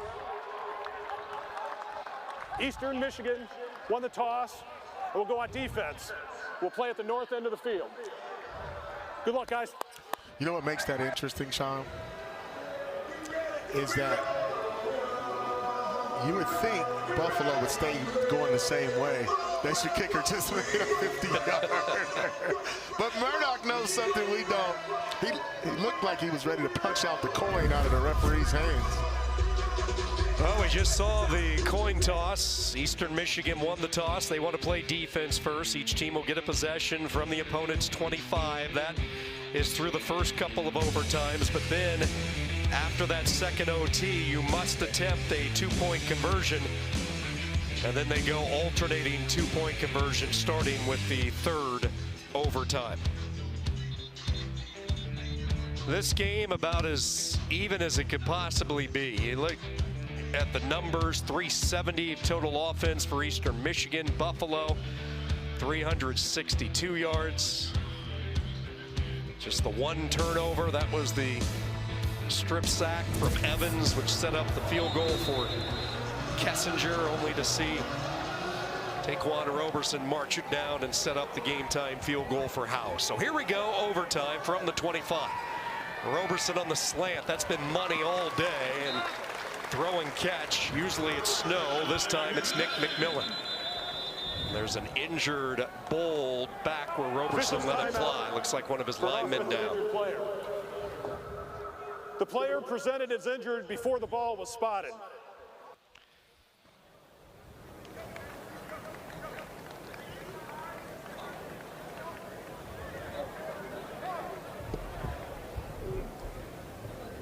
This is an offensive line that was without their normal center, Jake Tim, the transfer they brought in this year from Long Island. He was out today, so James Carrington slid from his normal guard position to center. Alex Heininger, the injured Bull, being attended to right now. But I was a grad assistant at Michigan. His cousin, Will Heininger, played for Michigan too. A young man from Brighton, has roots in Brighton, Michigan. Out of Rochester, New York. Hope the big fella's okay.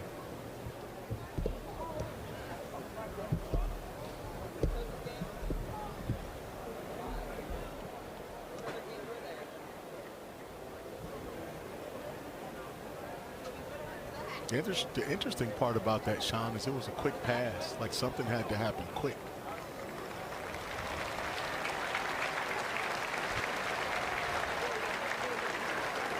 Alex Heininger grew up in Rochester here in New York. Started his career as a chip at Central Michigan. Number 67. Yeah, his arm got caught in there trying to block Llewellyn. Bryce Llewellyn up the middle. So a depleted offensive line gets even thinner during crunch time and OT. Second down, quick hitter. There goes Henderson. And a first down burst inside the 10. It will be first and goal. Just a shifty run. Gutsy call, too, after one of your linemen go down. Lined up and ground and pounded. So they send Roberson off the field, and here comes the true freshman Jason Wright, who orchestrated an impressive series back in the first half, known for his ability to run.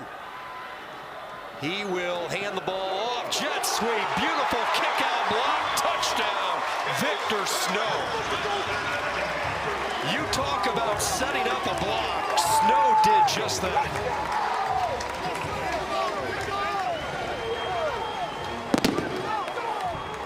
This is why you practice.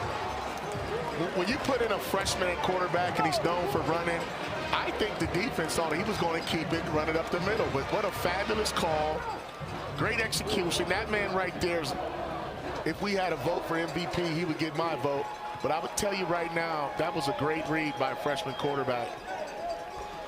Practicing that situation all week.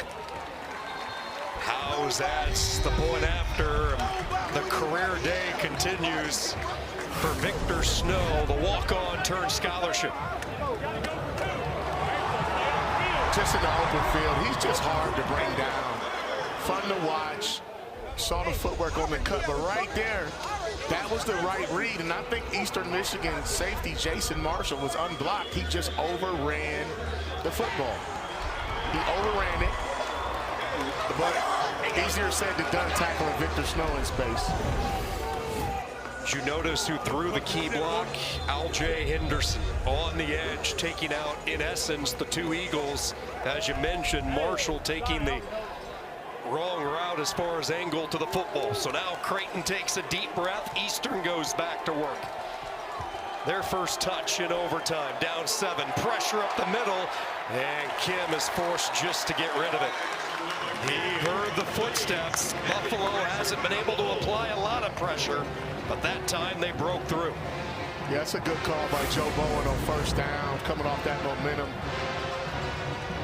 Just playing basic zone football. He felt like they could win up front with a 4-man rush, with a late, actually a 5-man rush with zone blitz behind it, zone coverage.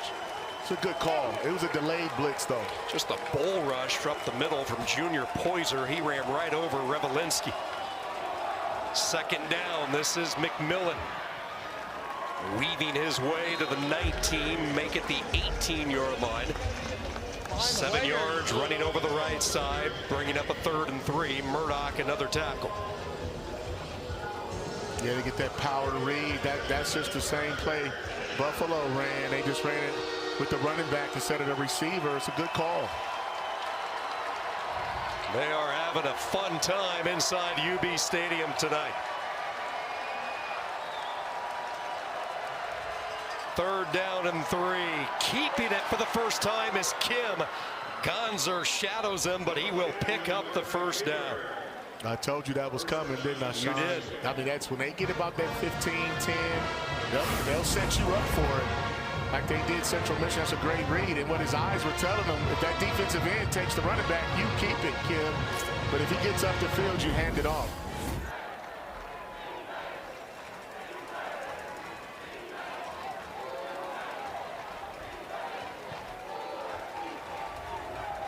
Fresh set of downs for Eastern Michigan. 1st and 10. They can still pick up a first down. Kim dancing, lobs it.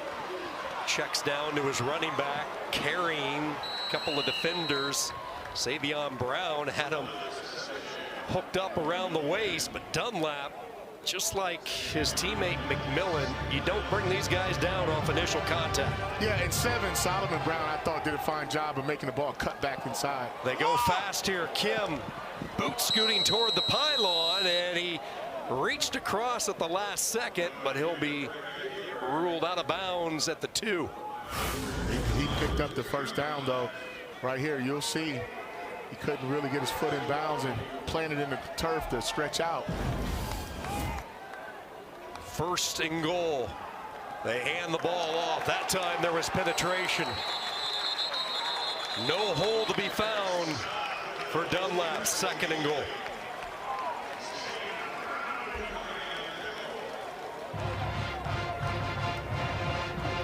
Tell you what, man, everybody better keep an eye on number 2 in blue. He will punch the football out. I think he'll just slap a hot dog out of your hand too, Sean. I mean, if he down here, he made that play that almost probably saved the game from them going to overtime or losing. McMillan, the running back, and a timeout has been taken. Timeout, Eastern Michigan. That is their only timeout of the first overtime period.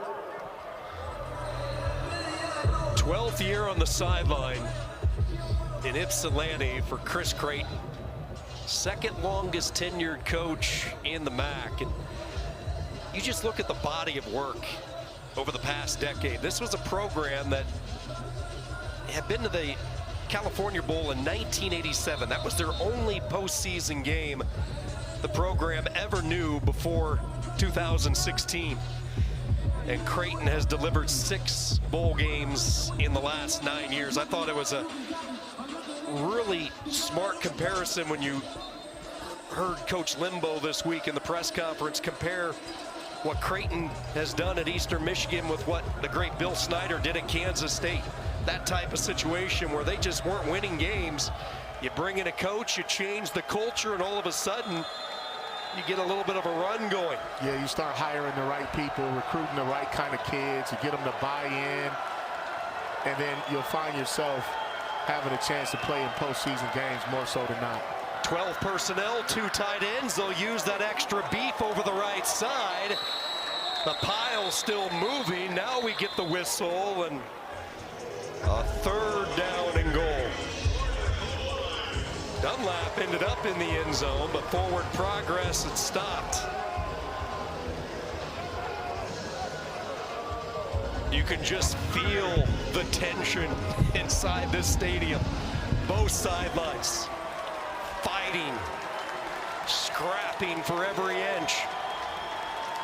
3rd down and goal. Kim keeps it. Murdoch with the tackle, but it's too late. He slithers in underneath. Touchdown, Eastern Michigan. It was either feast or famine. That zone read play they've been running with Kim, they went ahead and ran it 3 times down in this area.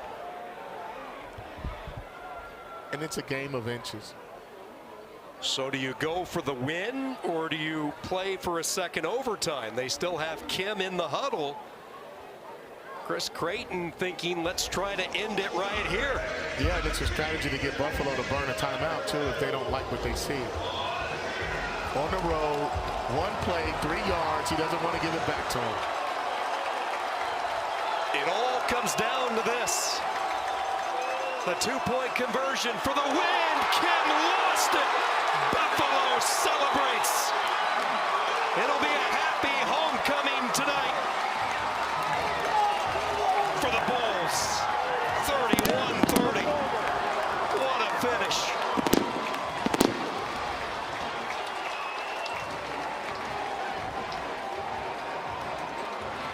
They were trying to run a shovel pass. The timing was off. That was going to be a shovel pass to the motion man off the quarterback sprint out look. Not sure if it would have worked or not. I do like the call to go for 2. Buffalo stood strong at home. Kobe Stewart ended up with the ball that was dropped by Noah Kim. Eastern Michigan rolling the die. They had the momentum. Kim simply lost it, slipped out. Stewart pounced on it. And a thriller tonight here in Buffalo, 31-30. What a football game. A little bit of everything tonight.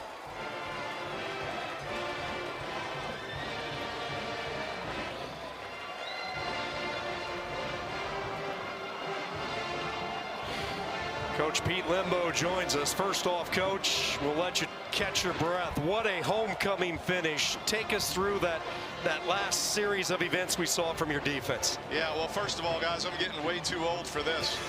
We've had a lot of close games this year, and I've got a lot of respect for this Eastern Michigan program, as you guys know. But it was a great game. The thing I'm most proud of is we handed them the ball on the 6-yard line. We held them to a field goal. We executed the 2-minute drive almost flawlessly there to tie it up at the end. We didn't let the missed field goal take all the wind out of our sails. And then obviously the offense came out in the first overtime there and punched it in, which was great. So, a lot of fighting our guys. We're not playing anything near perfect football. And we've struggled to get in sync at times on offense. We've struggled to get off the field at times on defense. Special teams played great today. We flipped the field position really well. But, this is action, right? I guess this is why I gave up a good job in the SEC to come back for this stuff. Coach, what did you learn most about your team when you watched how this whole game played out for 4 quarters? Yeah, you know what? I didn't really learn anything, and I'm not being a jerk about that answer. We got great kids here. I know I told you guys that during the week, and they do what they do. It's not always pretty. This has not been a pretty season for us so far by any means, but they're on board and they don't quit, and obviously they showed that today. Coach, so now you head into the bye. You have a time to heal. We need a bye. Oh boy, you do we need a bye. Your team kind of as a MASH unit this week. Take me through the next couple of weeks. Yeah, I mean, we just played without our starting center, and we had a couple guys leave that game. You know, so we were down. We're down a couple really good running backs today, and so we need to catch our breath and regroup a little bit. But at least we're 2-0 in the league. And obviously a big one in 2 weeks over at UMass. Well, enjoy this one right now. Have some fun on this homecoming I need an adult beverage really bad right now. Go enjoy yourself, Coach. Thanks. All right, guys. Take care. All right, bye-bye. Pete Limbo and Buffalo. The only time they led in this football game, overtime. Wow. 31-30, your final. What a finish. And we're just getting started here, the first full weekend of October. Action is upon us. Came down to this play. Eastern Michigan looking for the shovel. Stewart opportunistic. Buffalo celebrates.